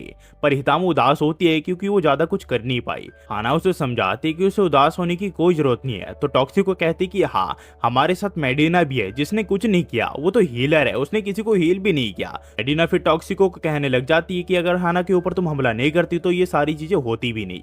तभी यहाँ पे कीकुरु कहता है कि चुपचाप बैठो और खाना खा लो। जिसके बाद कीकुरु उस खाने को खाता और कहता है ये खाना काफी ज्यादा डिलीशियस है। हितामो कहती है ये खाना तुम्हें पसंद आया। कीकुरु कहता है कि हाँ ये काफी ज्यादा डिलीशियस है, तुम्हारा मीट काफी अच्छा है। हितामो कहती है कि तुम्हारा शुक्रिया मेरी तारीफ करने के लिए, ये मेरी स्किल है, मैं घर का काम काफी अच्छे से करती हूँ। टॉक्सिको फिर हितामो की तारीफ करते हुए कहती है कि तुम हाउसवाइफ काफी अच्छी बनोगी हितामो की। ये फिर कीकुरु से पूछती है कि तुम क्या प्रेफर करोगे अगर किसी लड़की को तुम्हें चुनना हो। तो ये कहता है कि जो लड़की सारी चीजें कर सके वो इसके लिए बेटर रहेगी, जैसे कि खाने से ले तक सारी चीजें। तो टॉक्सिको कहती है कि अगर हम तुम्हारे लिए खाना बनाए तो कैसा रहेगा। कीकुरु कहता है कि तुम्हारे बारे में मुझे ज्यादा नहीं पता, पर हाँ ना और मेडेना को ज्यादा खाना बनाना नहीं आता, तो मुझे नहीं लगता वो अच्छा खाना बना पाएंगी। कीकुरु की बेइज्जती सुन के हाना बताओ और मेडिना गुस्सा हो जाती है और वो किचन की तरफ बढ़ती है खाना बनाने के लिए। साथ ही साथ टॉक्सिको भी चली जाती है। हमें फिर मेडिना को दिखाया जाता है जिसे पता ही नहीं होता कि ये जानवर के कौन सी मीट का टुकड़ा है। साथ ही साथ उसे ये भी नहीं पता होता है कि मीट में कितना सोया सॉस गिरेगा और किस तरह उसे फ्राई किया जाता है। तो यहाँ पे कीकुरु ये सब देखने का फैसला करता है। सबसे पहले वो मेडिना के पास जाता है और वो देखता है वो काफी सारा सोया सॉस का यूज कर रही है, जिसे देख के वो हैरान हो जाता है। जिसके बाद वो टॉक्सिको के पास जाता है जहाँ वो देखता है कि वो अपने एक मशीन से अपने मीट को जला रही होती है। जिसके बाद वो हाना के पास जाता है जहाँ पे वो देखता है कि वो हथौड़े की मदद से अपने मीट का भरता बना चुकी होती है। क्योंकि इसे नाइफ चलाना नहीं आता तो ये इसके लिए बेस्ट उपाय है। ये तीनों फिर मिल के किकरू को अपना खाना खाने के लिए कहते हैं। किकरू कहता है कि ठीक है, मैं तुम्हारा खाना खाने के लिए तैयार हूँ, पर मेरे पास एक कंडीशन है जो कि तुम्हें माननी पड़ेगी। तुम्हें रिस्पॉन्सिबिलिटी लेके अपने खाने को खुद टेस्ट करना पड़ेगा, जिसके बाद ही मैं इस खाने को खाऊंगा। ये तीनों मुस्कुराते हुए इस खाने को खाती है और इन तीनों के कपड़े फट जाते हैं, क्योंकि ये खाना इतना बकवास होता है और ये इस खाने को ज्यादा देर तक खा नहीं पाती है और ये तीनों बेहोश हो जाती है। किकुरु कहता है कि आखिरकार तुम्हारे कपड़े क्यों फट गए। ये तीनों कहते हैं कि खाने के नाम पे हमने बहुत ही बड़ा मजाक किया है, इसी वजह से हमारे कपड़े फट गए। जिसके बाद किकुरु इन सबको पहनने के लिए कपड़े देता है। किकुरु फिर कहता है कि तुमने काफी सारा फूड वेस्ट कर दिया। टॉक्सिको ने बेर का हैंड यूज किया, पर मेडिना ने बेर का काफी प्रीशियस पार्ट यूज किया है। तो मेडिना पूछती है कि कौन सा प्रीशियस पार्ट है। हितामु ये बताने से उसे मना कर देती है, पर मेडिना के बार बार पूछने की वजह से हितामु को बताना पड़ता है कि उसने उसका वो यूज किया है जो कि काफी बड़ा हो जाता है साइज में और उसके अंदर हड्डी नहीं होती। ये सुनने के बाद मेडिना का जो चेहरा है वो शर्म से लाल हो जाता है और वो काफी एम्बैरस फील कर रही होती है। एपिसोड की शुरुआत में हितामु किकुरु और मेडिना को दिखाया जाता है जो कि यहाँ पे मिशन के लिए निकले होते हैं। वहीं पे हमें दिखाया जाता है टॉक्सिको को जो कि हाना के साथ प्रैक्टिस कर रही होती है। वही किकुरु मेडिना को समझाता है कि आज वो यहाँ पे क्वेस्ट ले आया है और क्वेस्ट ये है कि इन्हें एक फ्लावर को ढूंढना है जिसका नाम लुपिनस है और वो फ्लावर काफी ज्यादा खतरनाक है। अगर उस फ्लावर को इन्होंने ध्यान से नहीं तोड़ा तो ये लोग गूंगे हो जाएंगे कुछ पल के लिए। इसी वजह से इन्हें तो ज्यादा प्रॉब्लम नहीं होगी, पर मेडिना को हो सकती है क्योंकि वो स्पेल कास्ट करती है। साथ ही साथ वहाँ पे कुछ गार्ड्स भी रहते हैं इन फ्लावर के जो कि तुम्हारे ऊपर हमला कर सकते हैं, पर जब तक वो इनके ऊपर हमला नहीं करते किकुरु भी उनके ऊपर हमला नहीं करेगा। किकुरु फिर हितामु को यहाँ पे सावधानी से चलने के लिए कहता है, पर हितामु को बैलेंस बिगड़ जाता है और एक पत्थर के ऊपर गिर जाती है और उसे चोट लग जाती है। तो मेडिना कहती है कि 2 मिनट रुको, मैं तुम्हें हील कर देती हूँ। तभी हितामु कहती है कि इसकी कोई जरूरत नहीं है, मैं इतने दिनों से ट्रेनिंग कर रही थी और मुझे एक स्पेशल स्किल मिल चुकी है जिससे मैं अपने आप को हील कर सकती हूँ। और वो यहाँ पे ध्यान लगाने लग जाती है और वो अपने आप को हील कर लेती है। ये देख के ये लोग हैरान हो जाते हैं। हितामु इन्हें बताती है कि ये चक्रा स्किल है, इसकी मदद से मैं अपने आप को हील कर सकती हूँ, पर मैं कितनी भी कोशिश कर लूँ मैं दूसरों को हील नहीं कर सकती। तो मेडिना कहती कि हाँ, तुम किसी दूसरे को हील नहीं कर सकती। जिसके बाद मेडिना इसे एग्जाम्पल दे के बताते हैं कि ये देखो, ये ब्रांचेस की 2 डंडियां, क्या तुम इन्हें जोड़ सकती हो। तो हितामु कहती कि नहीं, मैं इस चीज को नहीं जोड़ सकती। तो मेडिना कहती कि हाँ, तुम इस चीज को नहीं जोड़ सकती। इंसान किसी दूसरे को तो चोट पहुंचा सकता है और इसे पूरी तरह तबाह कर सकता है, पर वो दूसरे के चोट को या इलनेस को या फिर किसी भी तरह की बीमारी को वो ठीक नहीं कर सकता। इसी वजह से हम मेडिसिन का सहारा लेते हैं। पर वहीं पे मैं होली बट फोनिक्स की पावर को बोरो करती हूँ ताकि मैं दूसरों को हील कर पाऊँ और खुद को भी।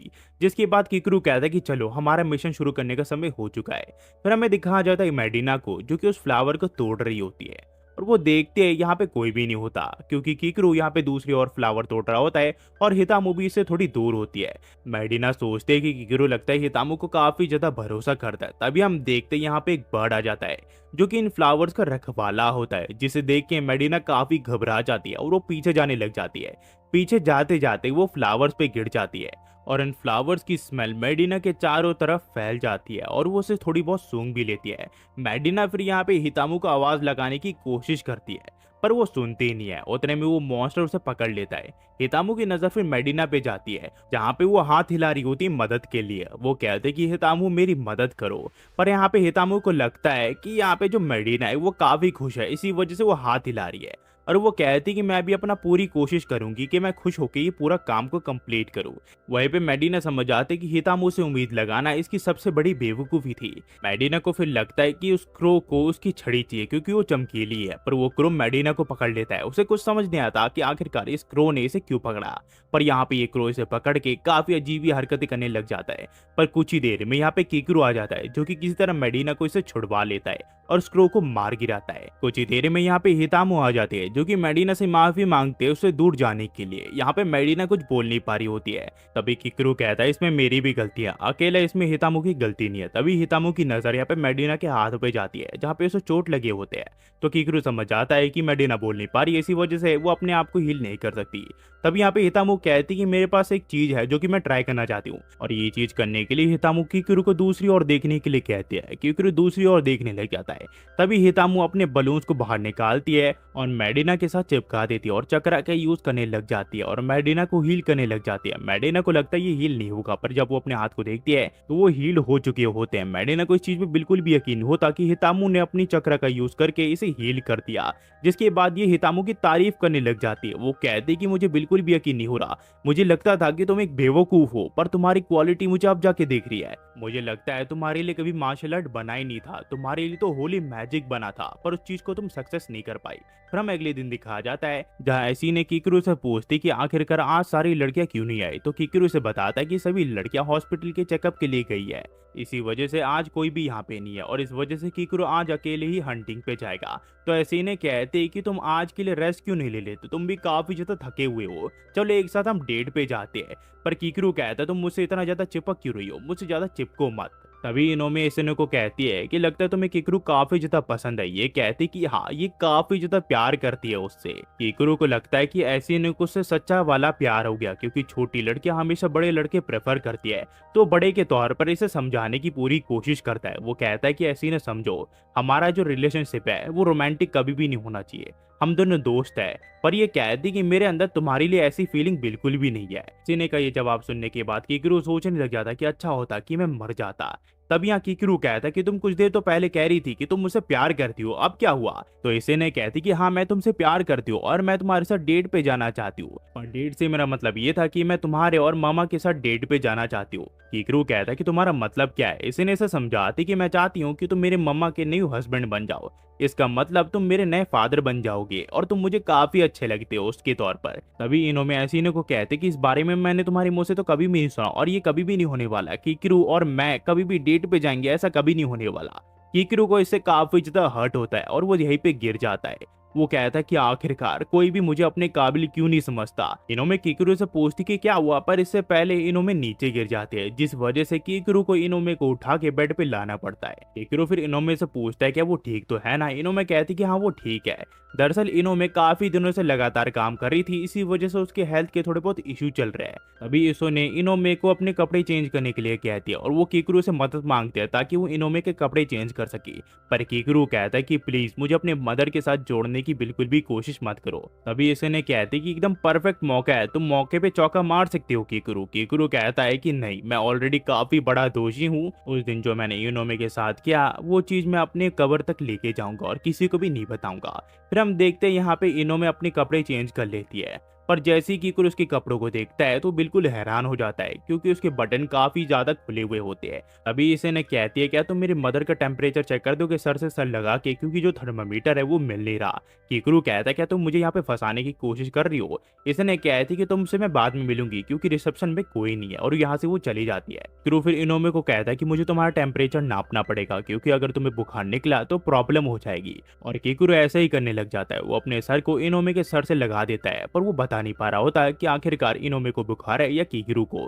तभी इनोमे कहती कि किकरू तुम्हें बुखार लग रहा है, तुम्हारा टेम्परेचर काफी ज्यादा है। किकरू कहता है ऐसी कोई बात नहीं है, ये कभी कभी गर्म हो जाता है। तो तभी किकरू की नजर इनोमे के शर्ट पे जाती है, जो कि पूरी तरह पसीने से भीग चुका होता है और सारी चीज दिख रही होती है। किकरू फिर इनोमे को पूरी तरह साफ करने का फैसला कर लेता है और वो एक कपड़ा ले लेता है। तभी यहाँ पे एसे ने आ जाती है, जो कि कहती है कि आखिरकार आप दोनों ये क्या कर रहे हो। तभी हम देखते हैं यहाँ पे रीशु आ जाती है, जो कि कहती कि आपका शुक्रिया, आपने मुझे यहाँ पे काम पे रखा। तो यहाँ पे किकरू से साइड में ले आता और कहता है कि आखिरकार तुम यहाँ पे क्या कर रही हो। रीशु उस दिन के लिए किकरू का शुक्र करती है, पर वो सब बताती कि हॉस्पिटल को पता चल गया कि कुछ पेशेंट का डॉक्टर ने चेकअप नहीं किया, पर फिर भी वो चेकलिस्ट में थे, इसी वजह से इसे हॉस्पिटल से बाहर निकाल दिया गया। और ये सारी चीजें होने के बावजूद इसने किकरू की आइडेंटिटी रिवील होने नहीं दी, जिसके बाद रीशु यहाँ पे इनोमे के पास चले जाते और वो उसे कहते कि आपने मुझे काम पे रख के बिल्कुल सही किया, मैं सारी चीजें संभाल लूंगी, मैं आपका सारा काम कर दूंगी और छोटे मोटे काम भी कर दूंगी। जिसके बाद रीशु यहाँ से चली जाती है। फिर किकरू समझ जाता है कि एम्प्लॉयज का बढ़ने का ये मतलब नहीं कि आपका काम आसान हो जाएगा, इसका उल्टा भी हो सकता है। तभी इनोमे कहते हैं कि मैं उनकी मदद करने के लिए जाती हूँ, पर किकरू कहता है कि तुम यहीं पे बैठो, तुम्हें चिंता करने की कोई जरूरत नहीं है। पर इनोमे कहते हैं कि ऐसी ने अकेली है, वो कहीं गिर गई तो। तभी यहाँ पे ये दोनों एक दूसरे के ऊपर गिर जाते हैं। इनोमे यहाँ किकरू से माफी मांगती है। तभी हम देखते हैं यहाँ पे ऐसी ने गेट खोल के आ जाती है और वो कहती है कि रीशु ने सब कुछ गड़बड़ कर दिया। पर ऐसी ने देखती है उसकी जो मदर है वो अलग ही विचित्र पोजीशन में होती है, जिस वजह से इसे इन्हें कुछ बोल नहीं पाती। वो सिर्फ ये कहती कि अगर यंगर ब्रदर होगा तो मुझे काफी अच्छा लगेगा। और उस दिन के बाद से इसी ने कीकरू को अपना पापा बुला रही है और कीकरू को समझ नहीं पाता कि आखिरकार इसने क्या कह रही है। और एपिसोड की शुरुआत में हमें कुछ एडवेंचरर्स को दिखाया जाता है जो कि एक मॉन्स्टर से लड़ रहे होते हैं, पर ये मॉन्स्टर काफी ताकतवर होता है। तो इनमें से एक कहता है कि हमें सिटी को और जाना चाहिए, तो उसका दूसरा साथी कहता है तो फिर नोमा का क्या। ये कहता है कि मुझे पक्का यकीन है वो जिंदा होगी, उसे लेने के लिए हम बाद में आ जाएंगे। हमें फिर गिल्ड की यहाँ पे दिखाया जाता है जहाँ इनों में इन्हें वो रैपिड स्पाइडर की फोटो दिखाती है जो कि उन एडवेंचरर्स ने खींची होती है। ये लोग कहते हैं ये काफी ताकतवर है, हमें नहीं लगता कि कोई गिल्ड में ऐसा होगा जो कि उस मॉन्स्टर को हरा पाए। तो टॉक्सिको कहती है कि ये तो अच्छी बात है, फिर हमें उस मॉन्स्टर से नहीं लड़ना पड़ेगा। तो कीकरू कहता है कि उसकी बॉडी काफी बड़ी है, इसका मतलब वो ज्यादा तेज भाग नहीं सकता, पर एक एडवेंचर इसे बताता है कि वो काफी तेज भाग सकता है, वो इंसानों से काफी तेज है। तभी इनोमे कीकरू से पूछती है कि हमारे चांसेस जीतने के कितने। कीकरू कहता है कि अगर मैं स्ट्रेटेजी से चलूं तो शायद मैं उस मॉन्स्टर को हरा पाऊं। टॉक्सिको कहती है कि ये इम्पॉसिबल है, और वो एडवेंचरर्स भी कहते हैं कि ये इम्पॉसिबल है, तुम उस मॉन्स्टर को कभी भी नहीं हरा सकते। और वो कीकरू को कहने लग जाते हैं कि वो मॉन्स्टर काफी ज्यादा खतरनाक है, हमें नहीं लगता कि तुम उनके सामने 10 मिनट भी टिक पाओगे। जिस वजह से कीकरू को हर्ट होता है और वो सारी लड़कियों को यहाँ पे बुला लेता है और कहता है कि एक गार्ड को हमें बचाना है, साथ ही साथ एक रैपिड स्पाइडर को हमें मारना है। रैपिड स्पाइडर को मारने का काम टॉक्सिको और मेरा है, और वहीं पे तुम्हारा काम है उस गार्ड को किसी तरह सिक्योर करके एक सेफ जगह पे ले जाने का। कीकरू फिर हितामो को एक रुमाल देता है जो कि उसी गार्ड का होता है ताकि वो उस गार्ड का पता लगा सके।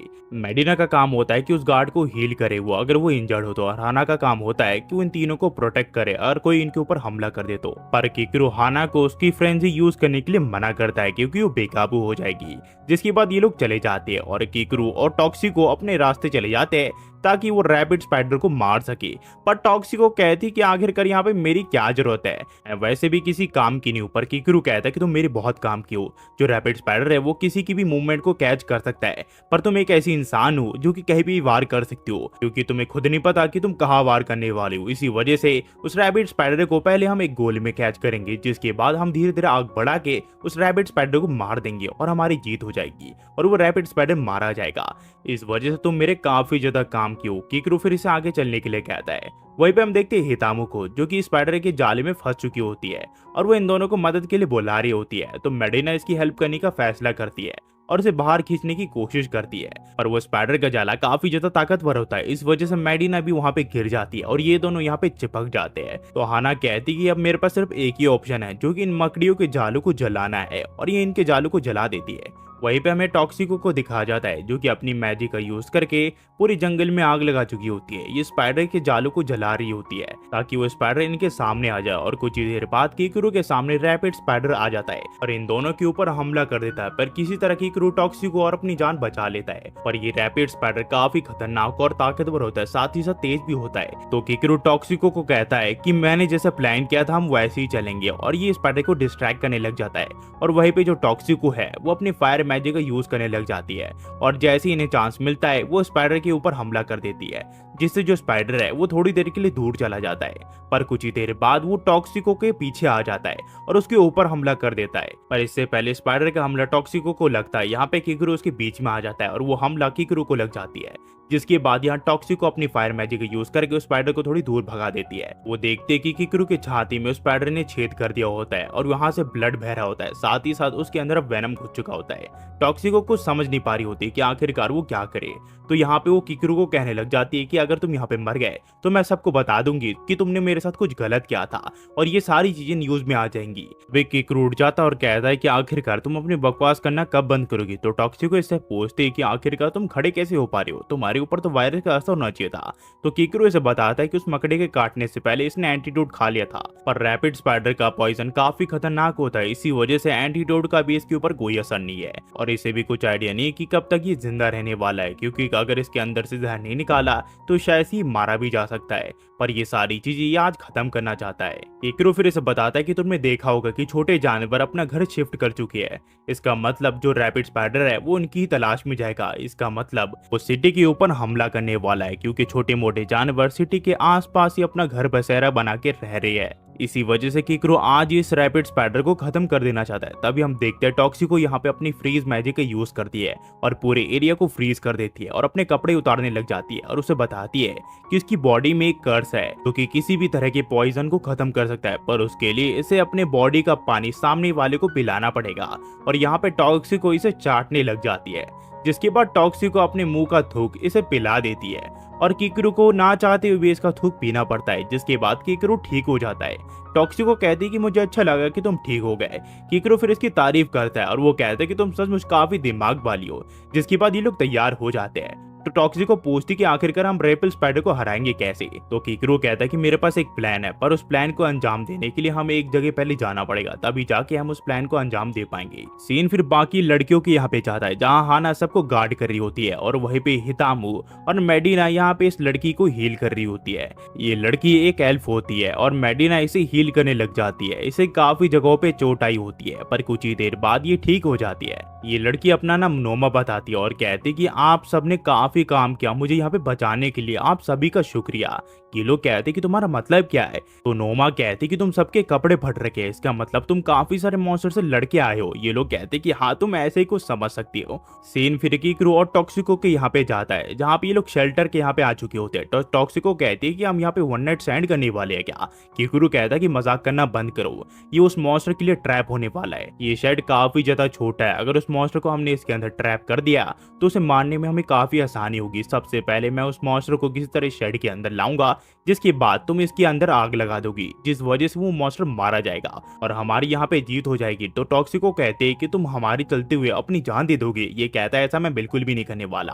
पहली बात, इस छोटे से गेट से वो स्पाइडर अंदर नहीं घुसने वाला। जिसके बाद जो किकरू है वो खिड़की की तरफ देखने लग जाता है और इसे एकदम परफेक्ट जगह मिल जाती है स्पाइडर को अंदर घुसाने के लिए। जिसके बाद किकरू यहाँ क्रिस्टल तोड़ देता है और यहाँ पे टॉक्सिको को इस पूरे शेड को जलाने के लिए कहता है और टॉक्सिको पूछती कि तुम्हारा मतलब क्या है। और एपिसोड की शुरुआत में हम किकरू को देखते हैं जो कि पूरे जंगल में आग लगा देता है, क्योंकि उसे रैपिड स्पाइडर को बाहर निकलवाना था।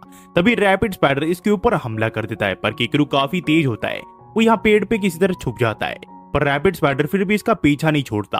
पर किकरू के पास प्लान होता है और वो इसी वजह से एक डायरेक्शन में भाग रहा होता है। साथ ही साथ जो रैपिड स्पाइडर है वो इसका पीछा करने लग जाता है। हमें फिर कुछ समय पहले दिखाया जाता है, जहां हम देखते हैं टॉक्सिको को, जहां किकरू से समझाता है कि तुम्हें इन क्रिस्टल्स के बाहर नहीं आना है, अगर इसके तुम बाहर आ गई तो रैपिड स्पाइडर तुम्हारे ऊपर हमला कर देगा। जब तक तुम अंदर रहोगी तब तक तुम सेफ रहोगी। तो टॉक्सिको इसे पूछती है अगर मुझे टॉयलेट जाना हो तो मैं कैसे जाऊंगी। ये कहता है कि तुम्हें अंदर ही करना पड़ेगा। दरअसल मेरा मतलब ये है कि जब तक हम रैपिड स्पाइडर को मार नहीं देते तुम यहाँ से बाहर नहीं आ सकती। वही टॉक्सिको सोच रही होती कि कब तक किकरू आएगा और यह हल्की होगी।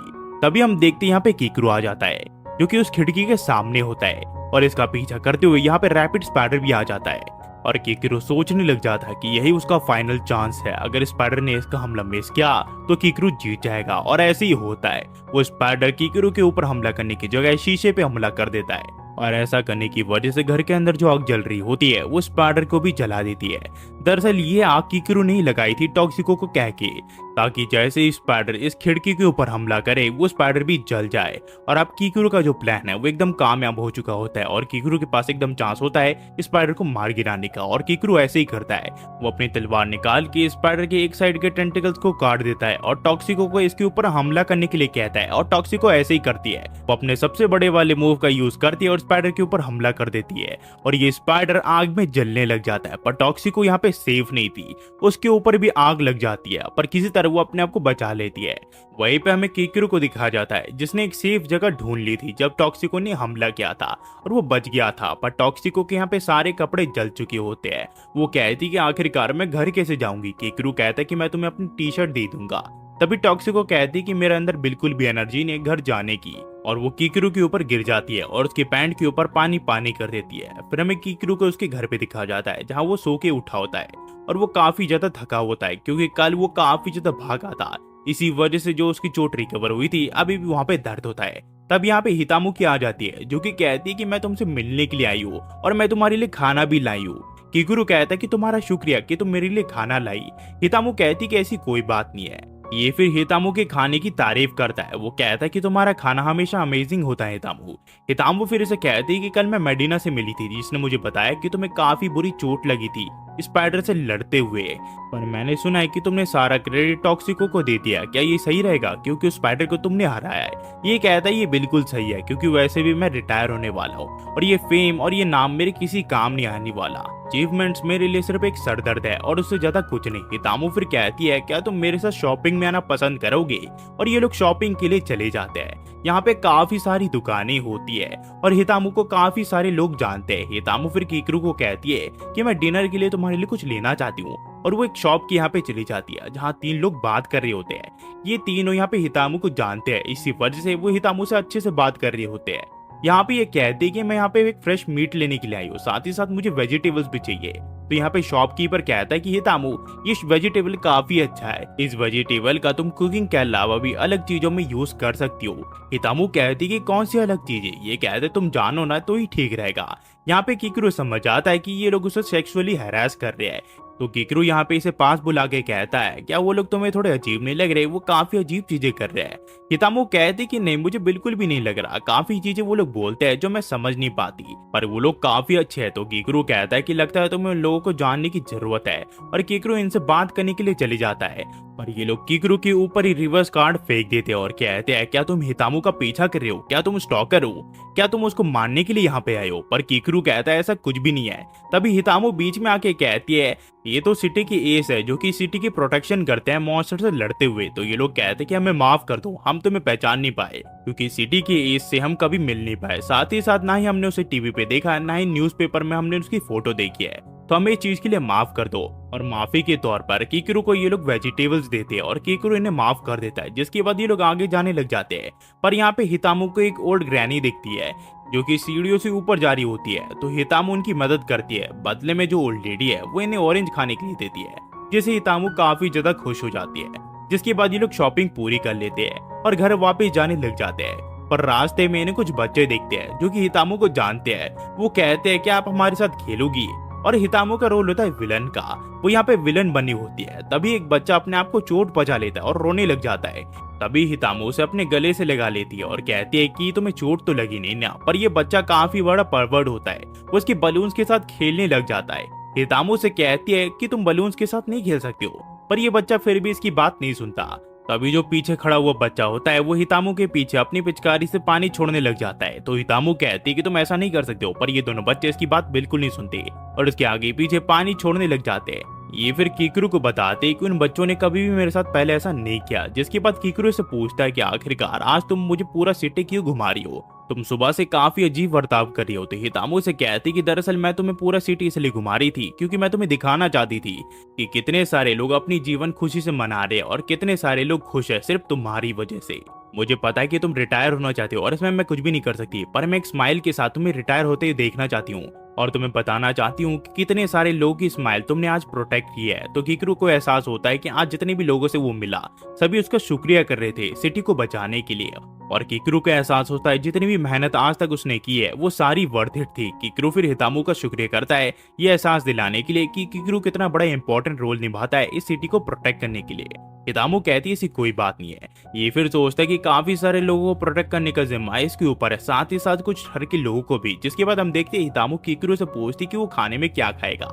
एपिसोड की शुरुआत होती है और हम देखते हैं किकरू को जो कि अपने एरो से काफी सारे मॉन्स्टर्स को मार चुका होता है और ये काफी ताकतवर मॉन्स्टर्स होते हैं। हमें फिर पता चलता है कि हितामू को छोड़ के आज कोई सी भी लड़की आई नहीं होती है। वहीं पे हमें एक लड़की को दिखाया जाता है जो कि एक एल्फ होती है। वो कहती है कि हम ऑलरेडी क्वेस्ट कंप्लीट कर चुके हैं 10 मॉन्स्टर को मार के। पर किकरू कहता है ये तो नॉर्मल सी बात है, अगर हितामू रकुन हमारे साथ है तो ये एक आम सी बात है। किकरू फिर हमें बताता है कि इसका नाम नोमा रून है जो कि एक गार्ड है जिसकी जान हितामू और बाकी लड़कियों ने बचाई थी। दरअसल नोमा ने इनसे रिक्वेस्ट की थी कि इनके साथ आना चाहती है ताकि वो कुछ नया सीख सके इनसे। पर किकरू सोचता है कि इसकी भी कुछ न कुछ कमी होगी जिसे इसे डील करना पड़ेगा। किकरू फिर नोमा से पूछता है मेरे अलावा तुम्हारे साथी भी काफी ज्यादा स्किल्ड थे, आखिरकार तुम उनके साथ क्यों नहीं गई? तो ये बताती है कि उन दोनों ने कहा कि वो और ज्यादा ट्रेनिंग करेंगे ताकि वो इसे प्रोटेक्ट कर सके, इसी वजह से वो सिटी छोड़ के चले गए। पर वो मुझे अपने साथ नहीं लेके गए, उन्होंने कहा कि वो ताकतवर बन के वापस लौटेंगे। तो किकरू कहता है ये सब क्या मजाक चल रहा है?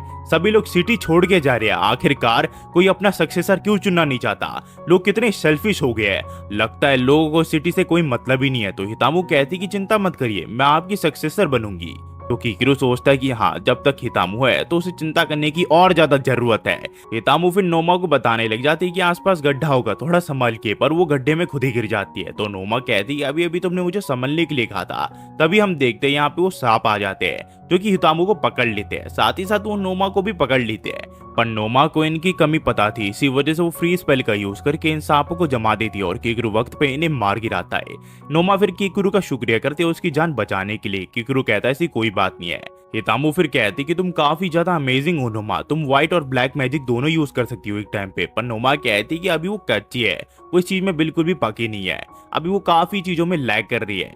तो यहाँ पे किकुरु से कहता है कि तुम्हें पता है कि कच्चा होना क्या होता है। कच्चा होना ये होता है कि तुम मॉन्स्टर से डर रहे हो। कच्चा होना ये होता है कि तुम अपने एबिलिटीज पे कंट्रोल नहीं कर पा रहे हो। कच्चा होना ये होता है कि मॉन्स्टर तुम्हारे ऊपर हमला कर रहा है और तुम कुछ भी नहीं कर पा रहे हो।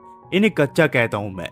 और वही अगर तुम्हारी बात करे तो तुम इनसे काफी ज्यादा अच्छी हो। और बात करे कि हम इन्हें गार्ड्स कहला सकते हैं कि नहीं, ये सिर्फ गार्ड्स के नाम पे एक बहुत ही बड़ा धब्बा है। जिसके बाद नोमा इन्हें बताते कि जो इसकी प्रीवियस पार्टी थी वो इसे बिल्कुल भी काम करने नहीं दिया करते थे। वो हमेशा इसे कहते कि नोमा तुम हमारे करीब आओ, तुम मॉन्स्टर से मत लड़ो, वो काफी खतरनाक होते हैं। पर तुम्हारा शुक्रिया, तुम मुझे मॉन्स्टर से लड़ने के लिए दे रहे हो। तो किकुरु कहता है ऐसी कोई बात नहीं है, मुझे लगता है वो थोड़े ओवर प्रोटेक्टिव हो गए तुम्हारे लिए। किकुरु फिर सोचने लग जाता है कि नोमा में वो सारी चीजें हैं जो एक आइडल गर्ल में होनी चाहिए। और किकुरु का दिल धड़कने लग जाता है, इसका मतलब वो नोमा को पसंद करने लगा है। किकुरु फिर सोचता है कि अगर नोमा उसके साथ हो वो कोई सा भी काम आसानी से कंप्लीट कर सकता है। तभी नोमा इसे कहती कि वो ठीक तो है ना। तो किकुरु कहता है हाँ वो बिल्कुल ठीक है। तभी यहाँ पे हितामु कहती कि वो लोग ताकतवर बनना चाहते हैं ताकि वो तुम्हें प्रोटेक्ट कर सके, और साथ ही साथ वो नहीं चाहते कि तुम्हें कोई चोट पहुंचे। इसका मतलब कि वो तुम्हें काफी ज्यादा पसंद करते हैं। तो नोमा कहती है इसमें उसकी मिक्स फीलिंग है, क्योंकि एक लड़के के लिए इतना ज्यादा प्रोटेक्टिव होना थोड़ा अजीब सा होता है। ये लोग ये सुन के हैरान हो जाते हैं। तो ये लोग पूछती है क्या तुम एक लड़के हो। तो नोमा कहती कि लगता है तुम सबको कुछ गलत इंप्रेशन चला गया है, मैं एक लड़का हूँ। तो हितामु नोमा से माफी मांगते हुए कहती कि मुझे माफ कर दो, मुझे लगा कि तुम एक लड़की हो। ये कहता कि ऐसा मेरे साथ होते रहता है। तो किकुरु सोचता है कि हाँ उसकी आवाज थोड़ी लड़के जैसी है। किकुरु फिर इन दोनों को यहाँ रुकने के लिए कहता है और जंगल की तरफ भागने लग जाता है। और एक जगह रुक के सोचने लग जाता है कि आखिरकार उसे लड़का क्यों बनना था। तभी इसे कुछ आवाज आती है तो ये उस तरफ भागने लग जाता है। दरअसल हितामु और नोमा को स्लाइम्स ने पकड़ लिया होता है और ये काफी ज्यादा ताकतवर होते हैं। यहाँ पे नोमा कोशिश कर रही होती है कि किसी तरह वो स्लाइम के अंदर जाके इसे मार गिराए, पर ये काफी ज्यादा ताकतवर होते हैं। तभी यहाँ पे किकुरु अपने तीर कमान से इन मॉन्स्टर को मार गिराता है और नोमा के पास जाके उससे पूछता है कि वो ठीक तो है ना। नोमा कहता है कि हाँ मैं बिल्कुल ठीक हूँ। किकुरु फिर नोमा की कुछ ऐसी चीजें देखता है जिससे उसे पता चल जाता है और यकीन हो जाता है कि नोमा एक लड़का है। नोमा फिर इसका शुक्रिया करती है उसकी जान बचाने के लिए, पर किकुरु कहता है कि तुमने कोशिश की उस मॉन्स्टर को मारने के लिए, यही बहुत बड़ी बात है। नोमा फिर किकुरु को कहते हैं कि मैं तुम्हारे मिशन में बीच में तो नहीं आई। किकुरु कहता है ऐसी कोई बात नहीं है। हितामु कहती है ऐसी कोई भी बात नहीं है, तुमने हमें काफी कुछ सिखाया आज। जिसके बाद नोमा इसे कहती है कि मेरी सिटी में कोई भी दोस्त नहीं है, क्या मैं तुम्हारी पार्टी को ज्वाइन कर सकती हूँ मास्टर। जिसे सुन के किकुरु कहता है कि हाँ तुम मेरी पार्टी को ज्वाइन कर सकती हो। फिर हमें कुछ दिन बाद दिखाया जाता है जहां हम देखते हैं किकुरु को जो कि यहाँ पे इलाके का जांच करने के लिए निकला होता है, क्योंकि जो रैपिड स्पाइडर है उसकी वजह से काफी सारे मॉन्स्टर ने अपना घर बदल लिया होता है। तो किकुरु कहता है कि काफी सारे मॉन्स्टर अपने घर वापस जा रहे हैं और काफी सारे वहीं पे है, लगता है वो धीरे धीरे अपने घर चेंज करेंगे। इनोमे फिर किकुरु का शुक्रिया करती है उसके लिए पूरी इलाके का जायजा करने के लिए। वो कहता है ऐसी कोई बात नहीं है। ईशु भी इसका शुक्रिया करती है काम में इतना ज्यादा एफर्ट डालने के लिए, पर किकुरु को अभी भी उस शेड को ठीक करना है जिस शेड को उसने जलाया है। फिर हम देखते हैं यहाँ पे जो इनोमे है वो बुल्स के यहाँ पे चली जाती है और यहाँ पे रीशु को समझाते कि इन बुल्स के जो आंखें हैं उनके पत्थरों को हमें तोड़ना है, क्योंकि ये काफी बड़े हो जाते हैं। ये नेल्स की तरह है जो कि इनकी आंखों को ब्लॉक कर देते हैं और हमारे काम है इनकी इन सारी चीजों को काट के इन्हें यूज करना। तभी इनमें से एक बुल इनोमे के बलून्स के साथ खेलने लग जाता है और उसके अंदर से पानी निकालने लग जाता है। तो इनोमे रीशु और किकुरु को सावधान रहने के लिए कहती है। तो रीशु कहती है कि आखिरकार हमें किस चीज से सावधान रहना है, हमारे पास तो कुछ है ही नहीं। तभी हम देखते हैं किकुरु कहता है कि मुझे भी सॉफ्ट चीजें पसंद है, आखिरकार मुझे सॉफ्ट चीजें क्यों नहीं मिलती। किसी तरह इनोमे इन बुल्स पे काबू करती है और इन्हें तकिया दे देती है ताकि वो रिलैक्स हो पाए। जिसके बाद ये दोनों अपने काम पे लग जाते हैं, जो कि होता है इनके आंखों में से पत्थर को तोड़ के निकालना।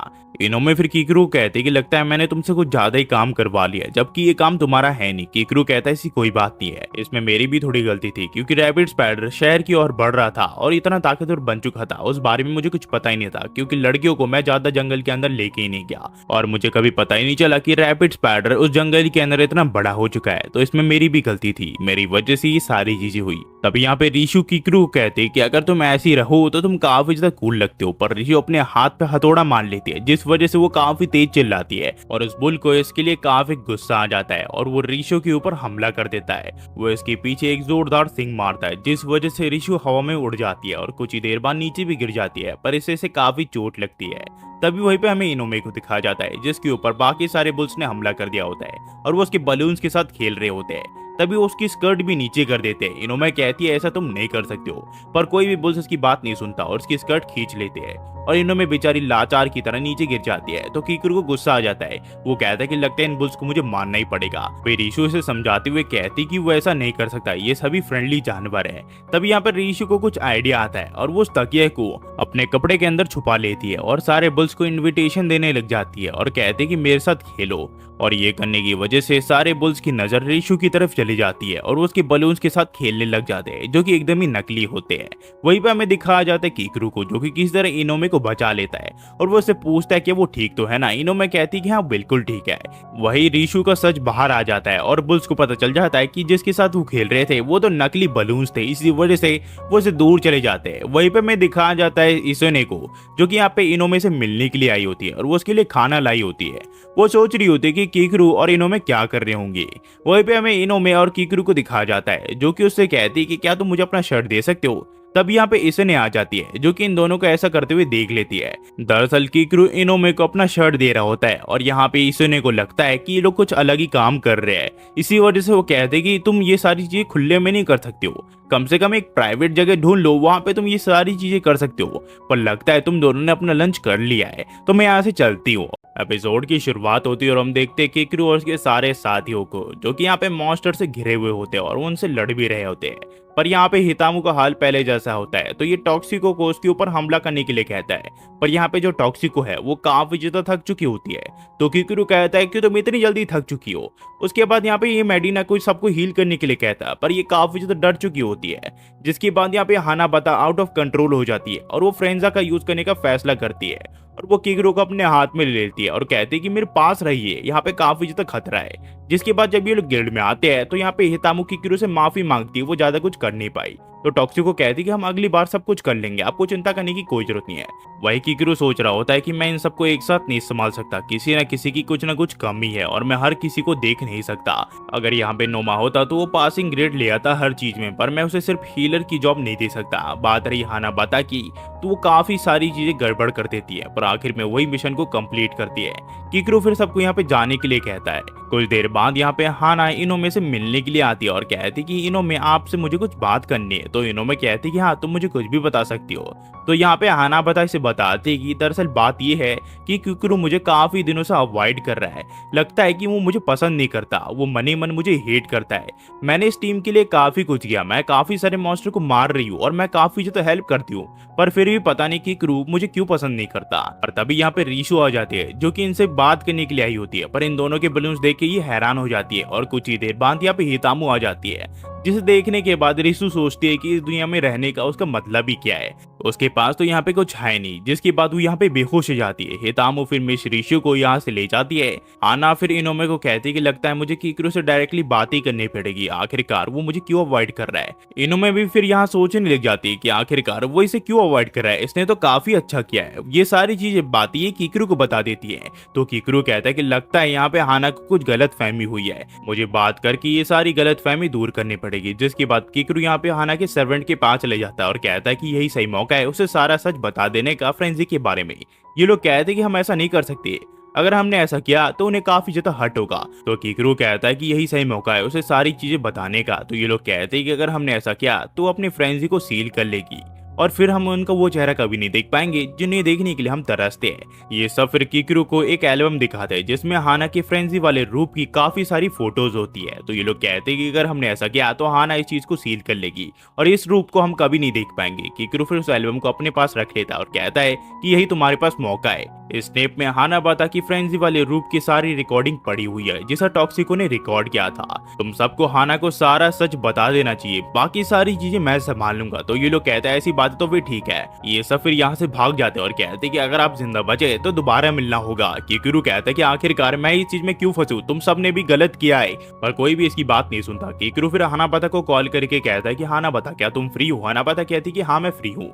वो कहता है कि तुम मेरे घर आ सकती हो क्या? जिसके बाद हानाबाता सोचने लग जाती है कि आखिरकार उसने इसे अपने घर क्यों बुलाया है। दरअसल हानाबाता किकुरु को पसंद करती है, इसी वजह से वो सोचने लग जाती है कि कहीं किकुरु से कन्फेस तो नहीं करेगा कि उसे प्यार करता है वो। जिसके बाद हम देखते हैं हानाबाता तैयार होकर किकुरु यहाँ पे आ जाती है जहाँ पे उसके लिए कुकीज बना के लाई होती है। किकुरु सोचता है कि आखिरकार इस चीज को कौन खाएगा, पर ये कुकीज काफी ज्यादा सुंदर होती है, पर वहीं पे टेस्ट में ये काफी खराब होती है। हानाबाता फिर किकुरु से पूछती है कि ये सुंदर है ना? किकुरु कहता है कि हाँ ये सुंदर है। किकुरु फिर कहता है कि दरअसल मैंने तुम्हें यहाँ पे कुछ दिखाने के लिए बुलाया है। तो हानाबाता कहती है कि ये क्या है? किकुरु कहता है कि मुझे प्रॉमिस करो तुम इसे देखने के बाद बिल्कुल भी गुस्सा नहीं करोगी। तो हानाबाता कहती है क्या ये एक हॉरर मूवी है जिसे देखने के बाद मैं एकदम हिल जाऊंगी? किकुरु कहता है कि नहीं, ये हॉरर मूवी से भी काफी ज्यादा खतरनाक है। और वो उस कैसेट को उसके अंदर डाल देता है और हानाबाता को टीवी में सारी चीज देखने के लिए कहता है। हानाबाता जब अपने आप को टीवी में देखती है तो वो देखती है वो फ्रेंजी मोड में होती है और उसमें वो काफी अजीब हरकतें कर रही होती है। तो हानाबाता कहती है कि इस तरह का मैनिपुलेटेड वीडियो है। तो किकुरु कहता है कि मैनिपुलेटेड या एडिटेड वीडियो बिल्कुल भी नहीं, ना ही ये प्रैंक वीडियो है। तो हानाबाता कहती है तो उससे भी बड़ी प्रॉब्लम है। तो किकुरु इसे समझाता है कि जब भी तुम फ्रेंजी मोड पे जाती हो तुम ऐसी ही हरकतें करने लग जाती हो। साथ ही साथ ये लोग देखते हैं कि यहाँ पे जो हानाबाता है वो किकुरु को गले लगा के उसे आई लव यू कह रही होती है, जिसे देख के हानाबाता एकदम शर्मा जाती है और वो काफी एम्बैरस फील कर रही होती है। वहीं पे किकुरु कहता है कि मुझे माफ कर देना, मैंने तुमसे ये सारी चीजें छुपाई। तभी यहाँ पे हानाबाता अपने बलून से इसका चेहरा छुपा देती है और कहती है कि ये सारी चीजें मत देखिए, ये काफी ज्यादा एम्बैरेसिंग है। किकुरु को फिर दम घुटने लग जाता है तो हानाबाता को उसकी कुकीज खिला देता है, जिस वजह से हानाबाता के सारे कपड़े फट जाते हैं। किकुरु फिर हानाबाता को अपनी टी शर्ट देता है पहनने के लिए और वो हानाबाता को समझाता है कि जब भी वो फ्रेंजी मोड का यूज करती है वो ऐसी ही बन जाती है। हाना फिर किकुरु को अपने फादर के बारे में बताती है कि उसके फादर नाइट होने के साथ साथ एक कंपनी के एम्प्लॉय भी हुआ करते थे, पर उन्होंने एडवेंचर की ड्यूटी ज्यादा दिनों तक नहीं की। पर उसके बावजूद वो पूरी सिटी में काफी ज्यादा ताकतवर थे और हाना को लगता था कि पूरी सिटी में उन्हें कोई भी सरपास नहीं कर सकता। पर एक दिन उन्होंने एक 19 साल के लड़के की तारीफ की जो कि एक छोटे विलेज से आता था। वो अपने फेलो गार्ड्स में ज्यादा पॉपुलर नहीं था, वो अपने में ही खोया रहता था। पर जब हाना ने देखा कि उसके जो फादर है वो कभी कभार किसी की तारीफ करते हैं तो उस लड़के से वो प्यार कर बैठी जो कि किकुरु था। पर ये किकुरु को वो सारी चीज नहीं बताती। हाना अब काफी एम्बैरस फील कर रही होती है और वो किकुरु से माफी मांगती है और वो कहती है कि अब सब लोग उसे हेट कर रहे होंगे क्योंकि वो फ्रेंजी की मूड में काफी अजीब हरकतें करती थी। पर तभी इसके एम्प्लॉय आ जाते हैं जो कि कहते हैं ऐसी कोई भी बात नहीं है, आप सबसे अच्छी हो, आपने काफी सारी चीजें की है। तभी किकुरु ने कहता है क्या तुम पीछे छुपे हुए थे और तुम सही मौके का तलाश कर रहे थे ताकि तुम यहाँ पे इसे इम्प्रेस कर सको? तभी यहाँ पे किकुरु कहता है कि मुझे तुम्हारे उस फ्रेंजी मोड से बिल्कुल भी नफरत नहीं है। पहले मैंने सोचा था कि उस फ्रेंजी मोड को हम तुम्हारे सील कर देंगे, पर नहीं, तुम फ्रेंजी मोड का यूज कर सकते हो, पर तभी जब तुम उसे कंट्रोल कर पाओगे और इस चीज में मैं तुम्हारी मदद करूंगा। तुम इस डार्कनेस को भी ओवरकम कर लोगी, तुम्हें चिंता करने की कोई जरूरत नहीं है। तभी हाना कहती कि वो किकुरु को और ज्यादा मुसीबत में नहीं डालना चाहती। किकुरु कहता है ऐसी कोई बात नहीं है, तुम्हारी फीलिंग्स जानने के बाद मैं समझ गया कि तुम मेरे बारे में कैसा फील करती हो। तो हाना कहती क्या तुम्हें पता है कि मैं तुम्हारे लिए कैसा फील करती हूँ? ये कहता है कि हाँ मुझे पता है, ये रिस्पेक्ट है ना, तुम मेरी काफी ज्यादा रिस्पेक्ट करती हो और इस चीज में मैं खड़ा उतरना चाहता हूँ। और ये सुनने के बाद हाना का चेहरा एकदम निराशा से भर जाता है, साथ ही साथ उसके एम्प्लॉय का भी चेहरा निराशा से भर जाता है।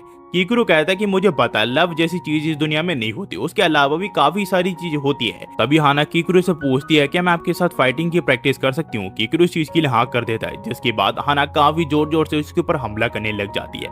एपिसोड की शुरुआत होती है और हमें फोनिक्स चर्च के बारे में बताया जाता है जो कि अपने रिस्टोरिंग की वजह से जाने जाते हैं, और जेनिथ टेंपल वॉरशिप वालों के बारे में जो कि अपने नॉलेज की वजह से जाना जाते हैं। ये दोनों ग्रुप्स ब्लैक सॉर्सरर और व्हाइट सॉर्सरर के नाम से जाने जाते हैं और इन दोनों में बिल्कुल भी नहीं बनती। ये दोनों एक दूसरे को काफी नापसंद करते हैं और वही सारी चीजें अभी किकुरु के सामने चल रही होती है।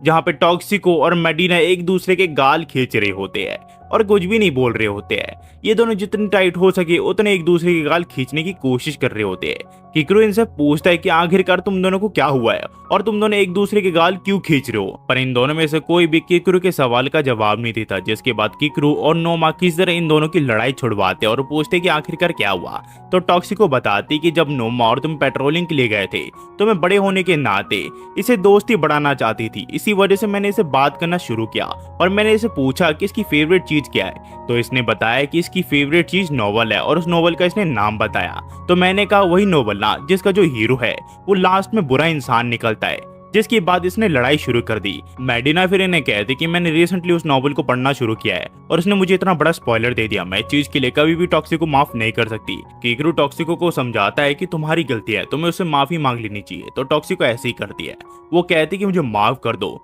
एमसी एक बुरा इंसान था, वो एक झूठ था, वो दरअसल एक अच्छा इंसान है। ये सुन के मेडिना और गुस्सा हो जाती है और उससे लड़ाई करने लग जाती है। वो कहती कि तुम इतना बड़ा स्पॉइलर मुझे कैसे दे सकती हो। तो टॉक्सिको इससे बताती कि उस नॉवल को पढ़ना इसने अभी अभी शुरू किया है, तो इसे पता नहीं कि एमसी अच्छा इंसान है या फिर बुरा इंसान, वो तो उसे ऐसे ही बता रही थी। मेडिना को फिर एहसास होता है कि ये सारी हरकतें वो नोमा के सामने कर रही थी और वो उसे कह रही थी कि वो एकदम अच्छी इंसान है, वो ऐसी हरकतें कभी नहीं करती, वो टॉक्सिको की वजह से ऐसी हो जाती है। तो नोमा कहती है ऐसी कोई बात नहीं है, तुम्हें चिंता करने की कोई जरूरत नहीं है, पर तुम्हें ये सारी हरकतें डेंजर जगह पे नहीं करनी चाहिए। तो मेडिना कहती कि ठीक है मैं समझ गई। वहीं पे किकरू और टॉक्सिको सोच रहे होते कि हमने भी तो यही सलाह दी थी कि ये सारी चीजें उसे जंगल में नहीं करना चाहिए। तो टॉक्सिको यहाँ पे किकरू को बताती है मेडिना की लिस्ट में हम सबसे बुरे इंसान है और बीच में यहाँ पे हितामू है और सबसे आखिर में हानाबाता और नोमा है, इसी वजह से वो हमें बुरी तरह ट्रीट करती है। किकरू फिर सोचता है रेड सोर्सरर दोनों मैजिक यूज कर सकता है, ब्लैक मैजिक भी और व्हाइट मैजिक भी, इसी वजह से वो व्हाइट मैजिक और ब्लैक मैजिक वालों की हमेशा लड़ाई छुड़वाते रहते हैं। किकरू फिर कहता है कि मुझे कभी नहीं लगा था कि किसी दूसरे लड़के को ये अच्छी तरह ट्रीट करेगी मेरे अलावा। तो ये लोग कहते हैं कि तुम्हारा मतलब क्या है,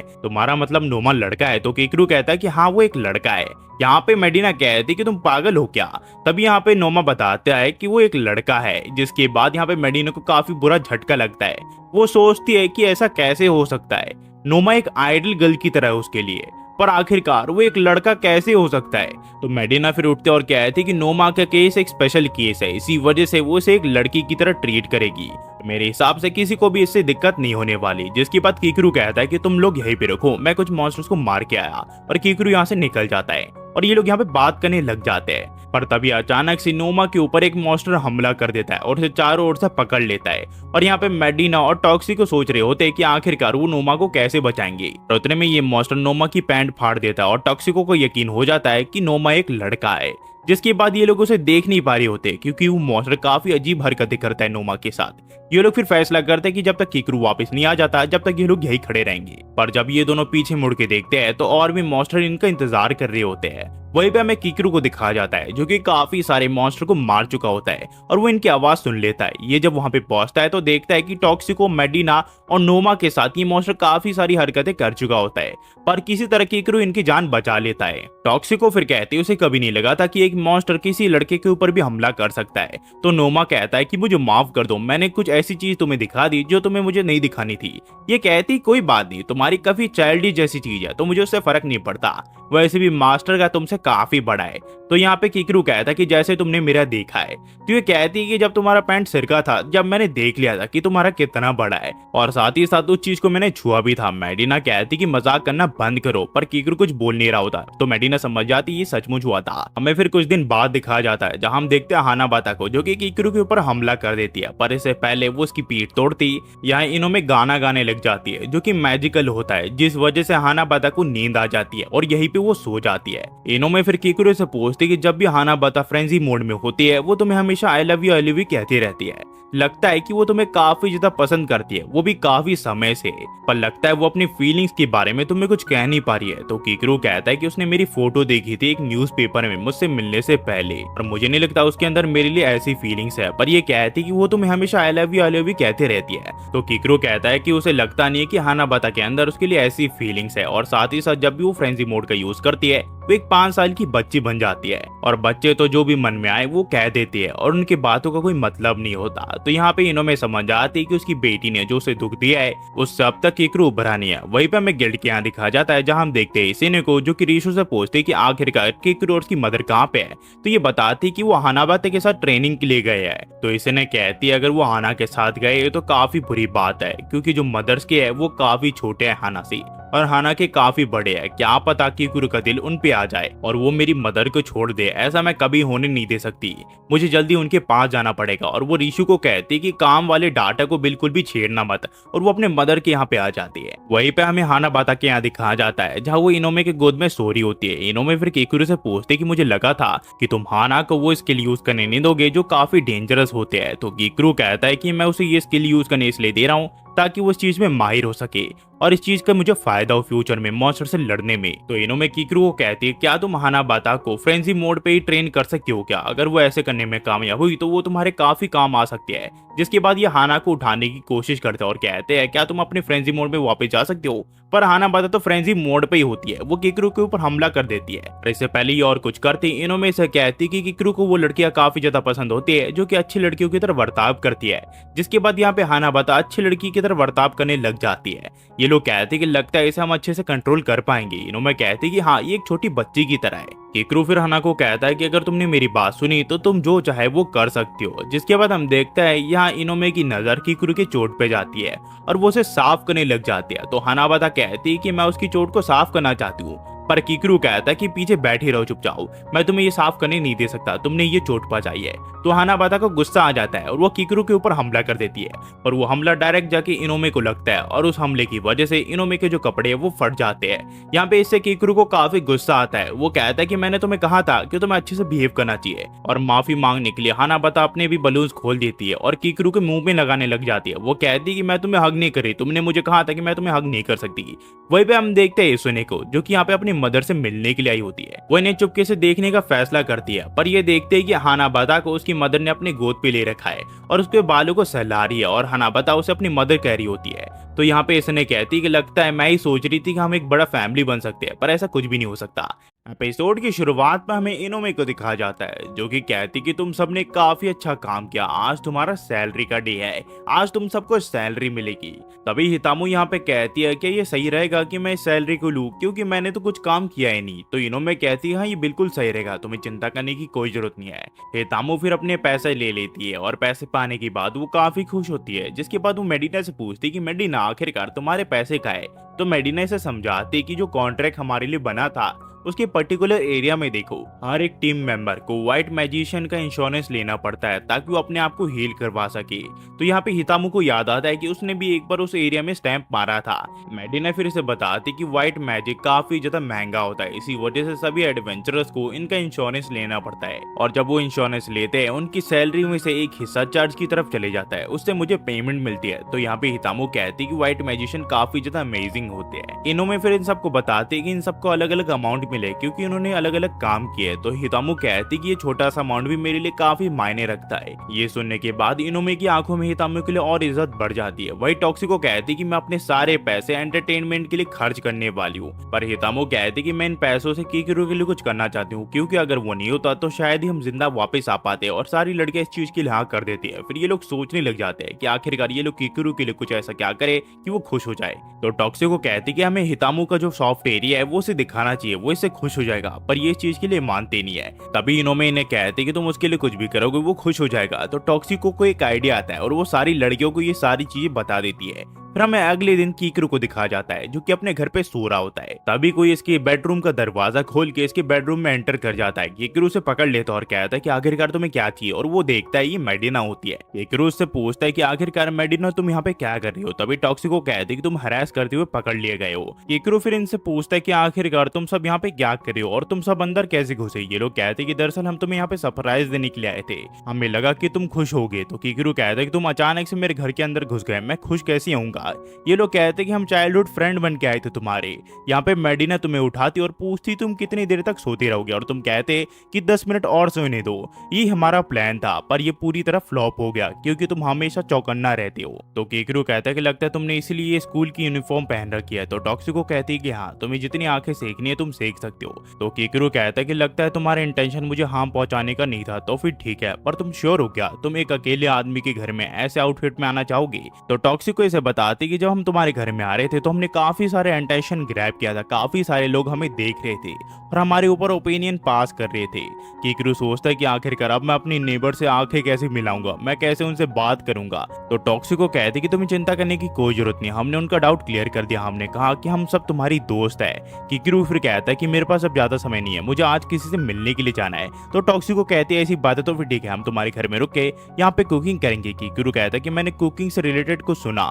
टॉक्सिको कहती कि हाँ, हम तुम्हारे लिए यहाँ पे खाना बनाने वाले हैं। तभी यहाँ पे केकरू का फोन बजता है और ये उसी पर्सन का होता है जिससे आज केकरू को मिलने के लिए जाना होता है, और यहाँ पे वो हितामु को भी अपने साथ लाने के लिए कहता है।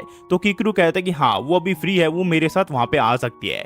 केकरू फिर इन सबको बताता है कि दरअसल वो एक स्कॉलर गार्ड से मिलने के लिए जा रहा है जो कि इसका सीनियर है और उसे काफी कुछ पता है मॉन्स्टर्स के बारे में कि मॉन्स्टर आखिरकार ऐसे क्यों बिहेव कर रहे हैं। पर उसने कहा है कि हितामु को मुझे अपने साथ लाना पड़ेगा, तो मुझे माफ कर देना गाइस, तुम सबको यहीं पे रुकना पड़ेगा या फिर अपने घर जाना पड़ेगा। ये लोग कहते हैं कि उसकी चिंता तुम मत करो, आज हम तुम्हारे लिए एक ऐसी कुकिंग करेंगे जिसे तुम कभी भी नहीं भूल पाओगे। कल हितामु ने हमें बताया कि कैसे हम अच्छा खाना बना सकते हैं, इसी वजह से तुम्हें चिंता करने की कोई जरूरत नहीं है। तो केकरू कहता है ऐसी बात तो फिर ठीक है, मुझे तुम सब पे भरोसा है। केकरू फिर हितामु को अपने आउटफिट को चेंज करने के लिए कहता है, पर उसे याद आता है उसका कैजुअल आउटफिट ये काफी अजीब सा है। इसी वजह से वो कहता है कि ठीक है, तुम इसमें मेरे साथ चल सकते हो। जिसके बाद हम देखते हैं ये दोनों एक लाइब्रेरी के यहाँ पे आ जाते हैं जहाँ पे केकरू को उसका सीनियर मिलता है, जो कि केकरू को कहता है कि मॉन्स्टर्स के बारे में सर्च कर करके मैं काफी ज्यादा बोर हो चुका हूँ। केकरू को फिर ये कहता है कि तुम काफी लंबे लग रहे हो पहले से। केकरू कहता है कि हाँ, मैं बड़ा हो चुका हूँ। ये फिर कहता है कि तुम अपने जूनियर का ऐसे एडवांटेज नहीं ले सकते हो, तुम ऐसे उसे कपड़े नहीं पहना सकते हो, ये एकदम गलत है। केकरू कहता है कि मैंने उसे आउटफिट नहीं पहना है, उसने ये खुद पहना है और तुम्हें कुछ गलत फहमी हुई है। तो केकरू का सीनियर कहता है कि लड़की, मैं तुम्हारी तारीफ करना तो नहीं चाहता, पर तुम काफी ज्यादा क्यूट हो। मेरा नाम इज मीन मिल है और तुमसे मिलकर खुशी हुई। तुम्हें लग रहा होगा कि मैं कोई छोटा सा बच्चा हूँ, पर मेरे लुक में मत जाओ, मेरी असली एज 40 ईयर्स है।